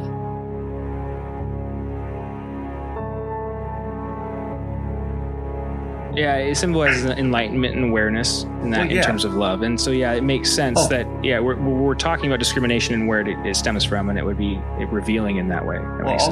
We were going way back to the beginning of the conversation, talking about how you can empathize with something that you understand. And the opposite of empathizing with, like we were talking about fish. We pull fish out of the water and we suffocate them. That's not hate. No one hates the fish. They just don't give a fuck. So it's not a question of the opposite of... opposite of love is indifference, not hate. I just heard a quote about that the other day, and that's very true. It's not that something you just said made me think of this, and now I can't think of what it was. Well, I was saying when he was looking it up, discrimination, and I said versus love. I don't know if I was saying it's the opposite, but I said maybe versus. Maybe I did. I don't remember. Yeah, versus. Well, versus kind of gives that kind of an idea. Is discrimination doesn't necessarily have anything to do with disliking that thing. It's just not understanding it, not wanting to deal with it. Like we were talking about with mental illness. It's something that people don't want to deal with because they don't really understand it, because it's not something that's happening to them. It's like, my brain doesn't do that, so why does your brain do that? Well, that's for people probably who aren't responding in always a negative sense, but when the dog is showing its teeth and, being aggressive, it would be hard to argue that the dog likes the person. Well, our dog, when I was a kid, Lucy dog, she used to always run up to we had a gas tank. We lived out in the country, so we had a propane tank in the yard, and they'd come and fill it. Like, we didn't have city gas. So we had a gas man, and he used to come by, and he'd always throw popcorn to Lucy to distract her. And so she'd always run up real excited on him and run up at him, and she might look like she was excited, so she might look as if she was being aggressive, but she was just trying to get to him to get her popcorn. And then we got a different gas man, and then it scared him, and he shocked her. He had a little cattle prod thing to scare dogs away. So, I mean, she had the same reaction. There was no aggression, there was no anger, but his perception was different. Well, yeah, I think, it's interesting because animals discriminate. They do discriminate, but they do it. I think they do it. Something like the difference between there's a difference between the discrimination we experience in human beings and the discrimination we see in the animal kingdom. Like, it has a purpose? So there's a fundamental purpose to the discrimination, the suffering that discrimination creates in the animal kingdom. It's something like if a baby, if a mama, bird of some sort abandons her chick because it falls out of the nest, it's because it's probably not strong enough as the other babies, or maybe it's sick, or maybe its perception was off and it fell and it shouldn't have. You get this idea that there's this harshness to it, but maybe that's the sortation mechanism of it, right? And so there's a necessity to it. Like it's a weak thing that probably would have died anyway, kind of an idea, right? Which is harsh, but probably true. Now, that's different. It's the discrimination we experience in the human world is something like created, manufactured. It's a form of brainwashing and manipulation. Something that's used to motivate people in the same way that propaganda in a political sense is used to motivate the masses. It's the reason that Hitler used it. It's something that can motivate people very, very because we are so tribal as a fundamental thing. The human being itself, because we had to the way we survived was fundamentally tribal, all the way up until at least the last 1,000 years or so, a couple thousand years, that we know of, right? We've relied on this thing, and then one of the easiest ways to trick the human being into going back into its animal state is to tell it that a part of it, something inside of it, is rotten or fundamentally flawed, or that it needs to be, exercised. and it'll motivate the shit out of people if you use it the right way. And I think that's why it exists. It's a social thing. Exactly right. It is a different fundamental thing, but it's also why it's a little more insidious. It's why it feels so nasty when you see it, because it is nasty, because it's a needless type of suffering that doesn't need to be there. Yeah, like you say, it's a hijacking of a more primitive understanding. It's like we were talking about with color, how different colors can evoke different feelings, and those come from somewhere. The reason why one person has a different feeling about a color is that another person is probably associated with something that's happened to them. Maybe a guy with a dark red shirt punched him in the face when they were a kid, and then someone with a dark red shirt gave someone else a piece of candy. So that dark red is now a negative to one and a positive to another. So it's not necessarily a conscious negative manipulation. It could just be, like we were talking about, pattern subconscious recognition. patterns. And also we have this whole thing where part of our pattern recognition is sharing those patterns with each other. It's a social aspect. They're like, hey, if you meet a guy with a red shirt, he'll punch you in the nose. Well, and I think that did happen. It's something that you learned, but it's not necessarily something that's going to happen every time. Well, and I think this leads to a nice place to kind of end the episode, or at least start to wrap it up, because you're leading me to kind of, at least I think, sum up my conception of consciousness. And I think we should each go through and kind of give our answer for that question. What is consciousness and what is reality? So I'll start off really quick trying to answer that question. What is consciousness? As you can see, as many of you listeners probably can tell, we've defined it in many different ways throughout the night, and that's because it is something that's meant to be a mystery fundamentally. So I can't define it for you or answer it for you in the way that you probably expect. But what I think consciousness is something like an ongoing process. It's something like what you're experiencing now, but it's a happening, and that it extends in a certain web-like pattern to everything around you, but that there's ways in which we can't connect with every form of consciousness, that it exists within evolution. It is a part of evolution itself. It exists within every form of life, every process within life. And so, and it interplays with itself. That consciousness itself is kind of God itself, or the universe. And so, one of the ways you can see that or experience that, if you need to prove it in a more secular way, is to kind of look back at evolution itself, at the way we understand the avatars and the different forms they take manifesting.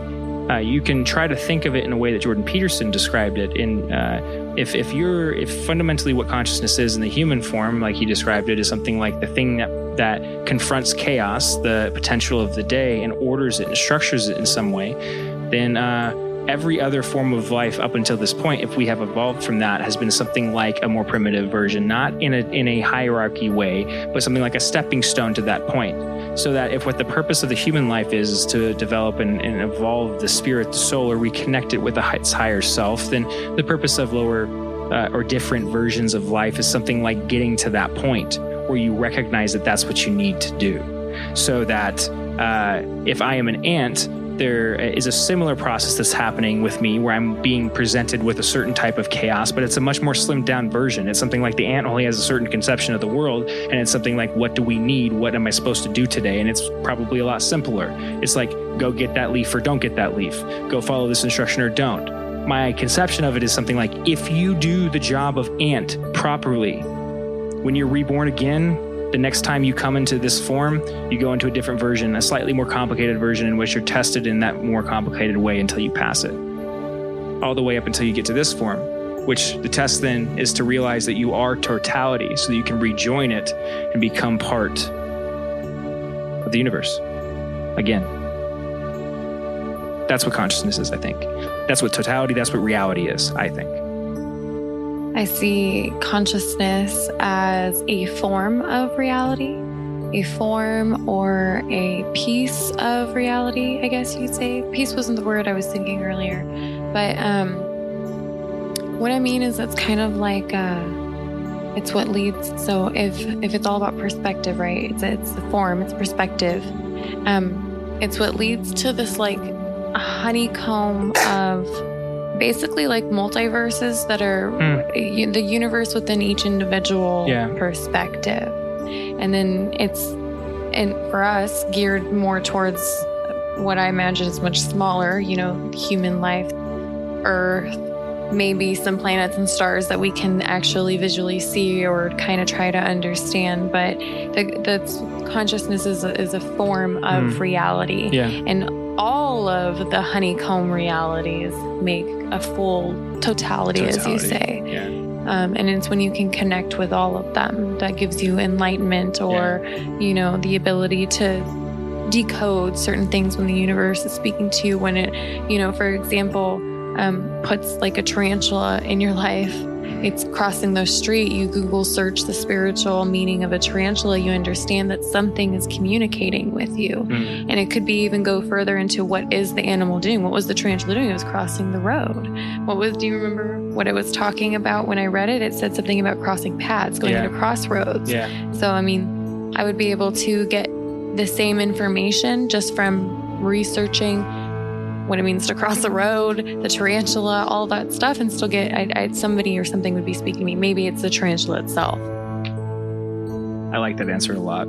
I think it actually gels nicely with what I was saying. You were talking about the honeycomb of realities, that you could conceptualize even that within each life form that we see. That maybe we see the ant as the ant, but that it's a honeycomb. It's another honeycomb. That, you know what I mean? That the star is another honeycomb. That everything's. That's why I used it as an example, because I kind of saw them fitting into little puzzle pieces, and they're all basically attached, but they're still different. Yeah, networked. Yeah, networked. Yeah, exactly right. While you said that, it was 11:19 here in Phoenix, Arizona. So angel number 119 symbolizes some happy relationships and eternal love. And I think it usually said that angel number 119 is very sensitive in love, but sometimes also very shy, and that you have a dedicated partner in relationship. But the reason I wanted to bring up the 119 is the first part, the eternal love part, because it gels nicely with our last episode. And we're talking about honeycombs and networks and kind of the different variations of life, and what total love was. What we came to yesterday was something, interconnectedness. The interconnectedness of everything, right? True, seeing the mirror, seeing yourself and everything else. So that what we're just doing is describing love in another form, in another way, another perspective right there. Right. If I love myself enough to understand that I am different, and that what makes every other person in my life the same as me is that they are different, I would be able to, ideally apply that same mindset to anything else I interact with, whether it's a spider, a lizard, a tree. I love myself enough to know that this thing is supposed to be different than me, and it exists because it's supposed to be different from me. So it has a purpose, whether I understand that purpose or not. Exactly right. That's beautiful. Thanks. Mr. Jesson, you have something or a conception of consciousness and reality you'd like to share? Oh, well, yeah, it was just something you guys were talking about, like this, the concept of totality.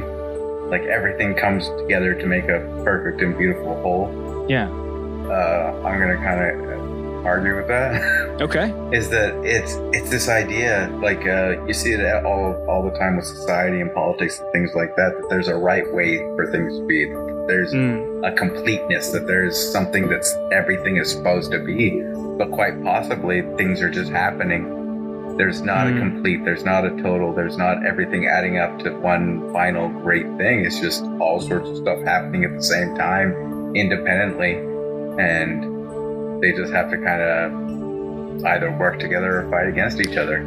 Well, if that were true, then how would synchronicity be about? How would we be able to obtain a message, from a spider crossing the road and then look it up on the internet or read it in a book and find, angel number 131? If it was all just randomized like that, how? Well, I'm not saying random. I'm just saying that they don't necessarily, everything doesn't necessarily fit together. It could be not necessarily opposing, but independent things that are happening. And that they just kind of are interacting as they interact. So I think I understand what you're saying, and I think that I think what you're doing is enunciating a perspective that's very common. I think it's a very common perspective, and it's something like there's a complicated nature to the world and the universe itself. And if you view if you try to take in the totality of that complicated nature, all of those different cells we were describing, all of those different kind of interconnected things, then you'll seem to you'll very quickly be overwhelmed by it, and then be like, how could it be interconnected? But also, not only how could it be interconnected, it'd be something like, if it was interconnected, we'd never be able to perceive it. So that the only reality I can really recognize is that there's a lot of complicated things that are going on that I'm never going to fully know. Something like that. Well, That's a good point. Yeah, too, is that the interconnection is also a matter of perspective. Exactly. Yes. He's talking about the level of awareness, the Yes. level of consciousness that... What perspective you're viewing it from. But Yeah. Yes. What I'm saying is there might not be an upper level where you do perceive a connection between everything. I agree, and I see what you're saying. I don't think there is. That's why I was saying, that's why I think Jordan Peterson was talking about the mystery. The mystery. Well, no. The journey is often the point. Yes. So I don't think that there's a way in which in this form, in the physically manifested form, the vessel, the avatar, we could ever reach a total consciousness in the way that we're looking for or we think about in the human form. Something like the reason we can't know it is because the human form being embodied is a restriction of sorts that fundamentally requires you not know that. So it's like you can't have the thing you're looking for until you escape this vessel. And it's actually a fundamental aspect of the spiritual awakening is realizing that you're not attached to the vessel, so that the way you rejoin the universe is by escaping it, which is usually comes through death, physical death, but it can happen without that as well, right? And that's so that we'll never know everything, which is what I'm getting to. And that's why consciousness is a mystery. We'll never know.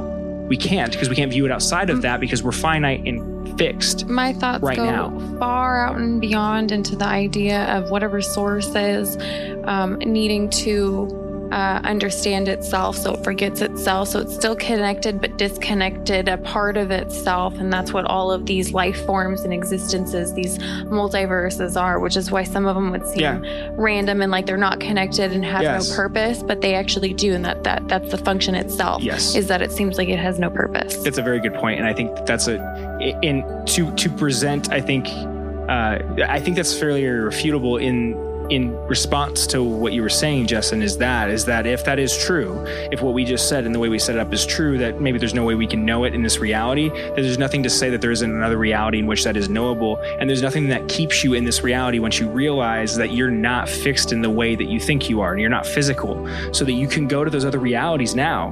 You can go anywhere in the universe now, but you can also go to any of those other cells now. You can go live as an ant now if you want to. You can, but you can't do it in the way that you're thinking about it. You can't go physically embody the ant. You're not going to view it that way. You're going to experience it in something like a dream state, and something like an astral travel in a different form of reality. And so that kind of the problem is that in order to recognize that form of travel, you have to let go of the conception that you're only the avatar. It's the fundamental thing. You have to realize you're not the avatar. You are the thing inside of it. You're the thing that's embodying it now. That's it. And that's why you can be taken over. That's why you can be, as we were saying, possessed in certain ways, because it really is like a car. That's why we like driving cars, because you're doing a larger version. You're Russian nesting doll yourself. Now there's another layer on top of you, and that's why we're obsessed with Gundam Wing and these kind of big robots that we can control, because you're doing the same thing you're doing now. That's why we're obsessed with VR. You're just about to say virtual reality. Yeah. It's Inception. It's all of that, but it's clues. It's all things trying to clue you into the fact that this isn't the only form of reality, that the form of reality you think is fixed is actually probably not. That's why we love the Matrix. I mean, why else would Heath Ledger, when he tries to embody another perspective, another reality, actually embody it? Actually become it. He took it over. He allowed it to take over him, actually, is probably the proper way to put that. And I've always tried to be delicate with that, because in a couple episodes I've said that I think that that's probably what happened with Heath Ledger, that he messed with something that he didn't fully understand, and that probably killed him. I would have to agree with that. That you have to be really careful, especially when you're dealing with the energy he was trying to manifest, which is something like the biggest conception of evil you can have. So it goes to ask you, is the entity real? Yes. Is what he was messing with real? Well, and that's actually this may be a good way to end it. And I don't mean to end it on a dark note, but I'm very curious as a final question on how you guys view this, or at least let's have a conversation on it. Because me and Bethany were talking about this the other day, and it's something that's, it's the question of evil, good and evil. And it's the question of whether good and evil actually exists. Now, what a lot of people will say, especially if you've been raised in the Christian faith like I was, or the Catholic faith like I was, there is a fundamental realization or understanding or acceptance of the existence of good and evil that appears as a necessity in those religious teachings. I think a lot of religions have this conception, but that is necessary, I think, in order to understand how they're all true, to let go of the idea of good and evil, because one of the ways it's been used is to segment each of those teachings from themselves. That's why each of the religions fight with themselves, because they've each labeled the other as the evil thing, and tricking themselves into thinking that evil actually exists. They've manifested it in the mirror, the version of themselves they don't like to see. So that it's done the same thing that the human being has done, right? Anyway, that being said, if you take that idea and you actually think about it long enough, you'll start to get to a fundamental level where you start to look at the archetypes that these conceptions have created. Evil. What is the ultimate evil, the archetype of it? And the name that we usually use is the devil or Lucifer or something, Satan or something like that, right? There's different forms or versions of it all the way throughout history, different religions. But then you have to ask yourself, well, if the conception of evil is just a conception, then is the conception we've made of the conception real, right? Is the way we visualize it real? Or is that a real entity, or is that a visualization? Mm-hmm. And the reason it's really hard to answer is because of people and examples like Heath Ledger. It's like, okay, well, what happened there? What took over Heath Ledger? And the way that I'm going to attempt to answer that is something like, why I said he messed with something he didn't understand fully, I think, and I don't know, I wouldn't be as audacious to welcome that into myself. I don't know this for a fact, but what I think he did was something like enter into a conversation or a dialogue with a certain type of energy,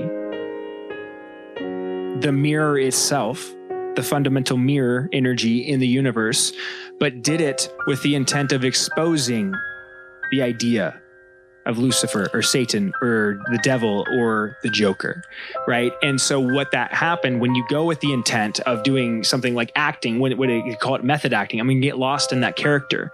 You furl on saying, like we were doing before we do this podcast, intention setting, okay, this is what I want you to do. I want you to be able to take over me fully in this way, right? And then welcoming that energy, whether it's real or not, by doing that, guess what you just made, right? And so you see it. And I think what Heath Ledger did was a certain type of sacrifice, and it was something that we can all learn from, that you have to be really careful with what you welcome into yourself, because even though the conception of a place like hell, I don't believe exists, actually existing in that way, and the conception of at least the way that we've defined it in this physical world, I don't think. And the conception of the ruler of that place existing in the way we've defined it, I do think that we can create that if we're not careful, because we have the power to manifest our reality. Anyway, what do you guys think about that? Any thoughts, Jesson? No. Oh, well, yes. Okay, wonderful. No, what I was talking about, what I mean by that is, like you're saying, it's a perception thing of, it's what we manifest. Yes, that's what I mean. I really want to preface or follow that up with, I don't mean to bring anybody down by saying any of those or talking about those energies. It's something like we all need to recognize the positive ways we do that too. Let's not focus too much on that kind of a story, but let's focus on the ways in which people can do the opposite. People can manifest the exact opposite energy. Let's keep it in the Western tradition. Let's take the figure of Jesus Christ. The reason, whether you believe that the figure himself actually existed or not, the reason that I think the figure itself is important is because it's something like the same thing. If you believe something like a person or an individual can live a life like the life that Jesus was said to live, then if you really believe it, you're able to manifest that inside of yourself. And so you can accept it in the same way. You can set the intention in the same way. But Jesus is also a symbol, just the same way. Exactly. That, tattoos that on my arm are symbols.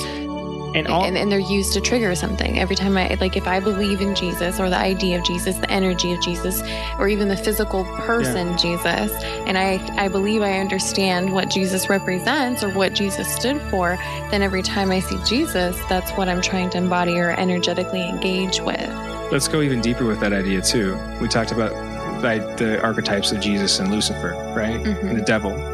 But what I find interesting is what I've identified, or at least my understanding at this point, is that when I said the mirror, what I meant by that is that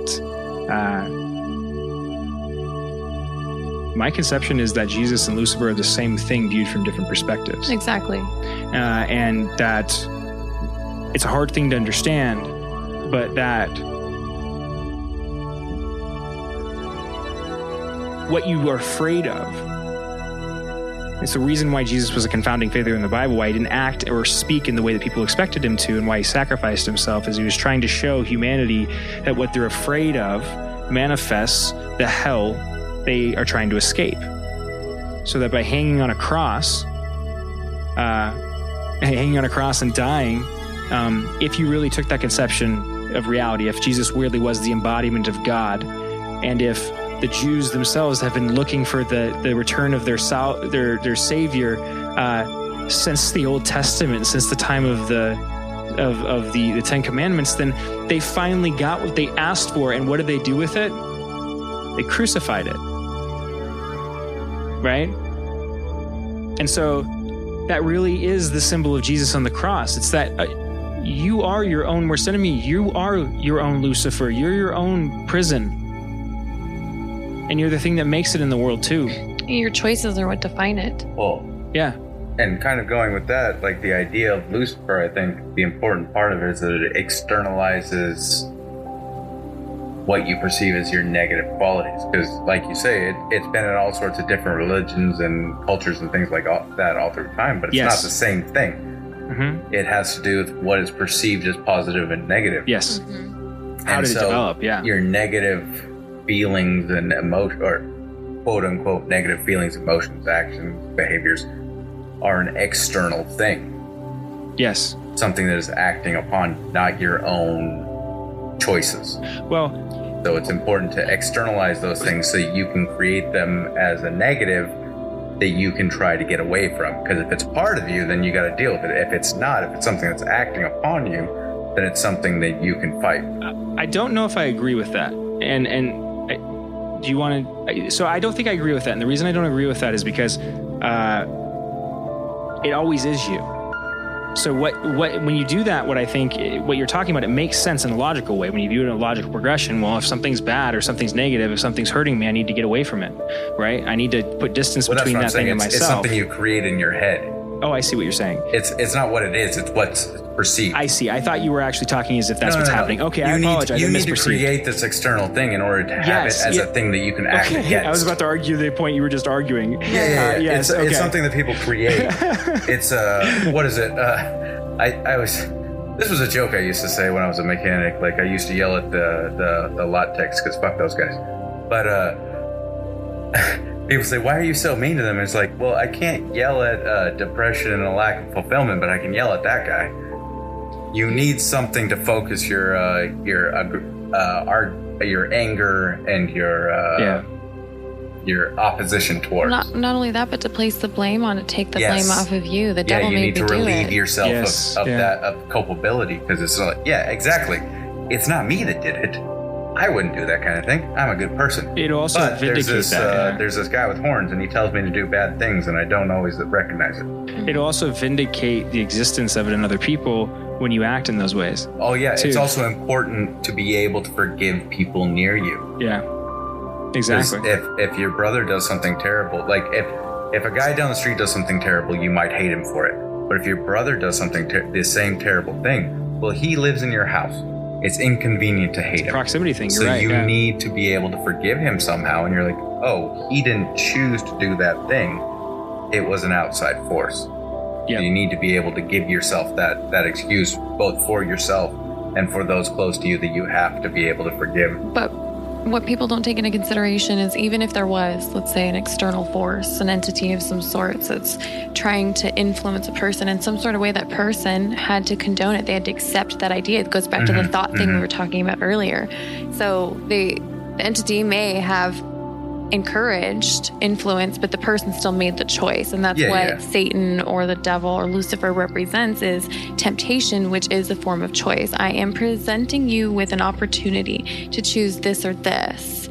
And so you can, I'm gonna encourage you. I'm gonna use all of my magnetism and in a way where I'm gonna lure you to see if your head and your heart are aligned, and we're gonna see if we can test you by encouraging you to do the wrong choice. Where the opposite side, which is like more associated with Jesus, is like, no, don't make the choice that you know is going to go against your own moral, your own light, your own, whatever you're working for in this life, unless it's the choice you want to make. But understand that if it's the choice you make, then you're not going to have these, whatever is offered to you. You're not going to experience this type of life, or then when you pass away, you're going to experience something like hell or heaven, which I believe is really just a collection of memories of sorts, a collection of memories based off of the choices you made while you were living. So when I died, it was basically that. I was stuck in this hotel, and that's where I decided to spend all my time. I wasn't around my friends or my family. I was trying to help this guy, Baron, who was sick and all that stuff. And that's what I was experiencing when I passed away.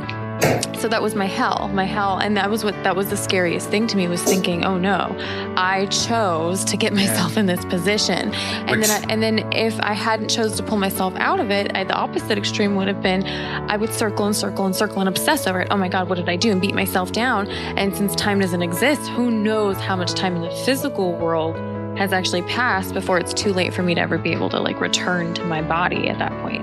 Which also has to do with the perception and consciousness, because also, if you just decided you loved that place, then that would be heaven. Exactly. Yeah. Well, those memories would be heaven. It also, you'll start to understand how it connects to the idea of ghosts, too, and why you have the idea of poltergeist and these kind of things, because it is, you hit on something, real quick there, but you've talked about it a couple times before about your near-death experience, but it's something that you've had gained a perspective there on one of those doors that we don't usually have a perspective beyond. And that grants you a certain type of clarity in the purpose of things, right? Yeah. The purpose of these different types of experiences and the roles of those energies you were talking about. It's what kind of reveals, I guess, what I could provide because like I said, I am Catholic. I was raised Catholic, and I still call myself a Catholic because I don't think you don't need to stay in the boxes that people place you in. You don't need to, and you can still take the label and change it if you want to. You know what I mean? But the thing I would hand any other Catholic or Christian out there that maybe is hearing this or listening to this and being like, well, I'm in that place, and that's how I conceptualize the world, and that's how I try to, make myself a better person. It's like, okay, I understand that, and there's nothing wrong with that. But what I would say is there's a certain amount of clarity and relief you can get when you recognize that the God, the creator, the thing that you believe in, created everything. And that's something we can all recognize in that. And that in doing that, you have to recognize that Lucifer, Satan, was not a co-creator in that story. That it came out, even if you conceptualize it in the way you conceptualize it, from the source, from the God energy. So that means that the God source, in some ways, deemed it fit to be a part of creation. It was necessary. It was there for a reason. So that you're not supposed to eliminate it. You're not supposed to eliminate it in other people. You're not supposed to eliminate it in yourself. You're supposed to face it. You're supposed to look at it and see what it has to offer you. And what you may notice is, in the character of the Joker, to tie it in there, is that the Joker, and I think why it's such a haunting face, is because the Joker has this perpetual smile on his face. Yeah. Right? And that's a smile that you can see if you've ever been in a dark place. I've seen it in my mind's eye. I've experienced that energy myself. And it's an energy that you can manifest, like I said. I know that. But the reason that it smiles is, I think, because of that, because it is this fundamental comedy in life that you were just pointing out, that you are your own prison keeper and that you hold the key that you're looking for. So that if you want to make a villain out of me, out of God, out of the universe, out of itself, then here I am. And you'll see a smile every time. And that's, again, it may sound dark and depressing, but it's honestly exactly what will provide you the kind of release that will allow you to walk that line that you're trying to walk. I truly believe that.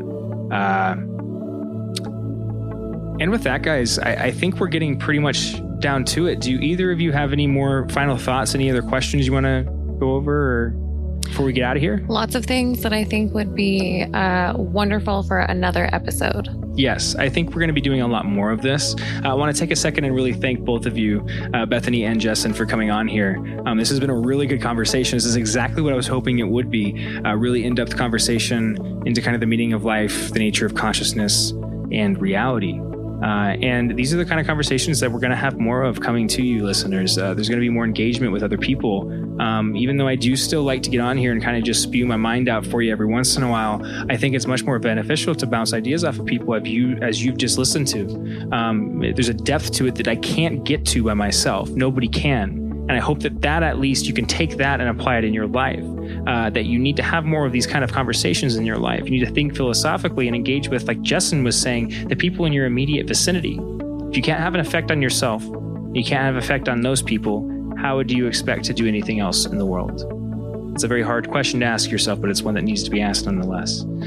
That being said, we will be back at it very soon with more content for all of you. And I'm wishing you all a very good morning, evening, night, whenever you're listening to this. Lots of love, and we'll be talking to you soon. Bye-bye.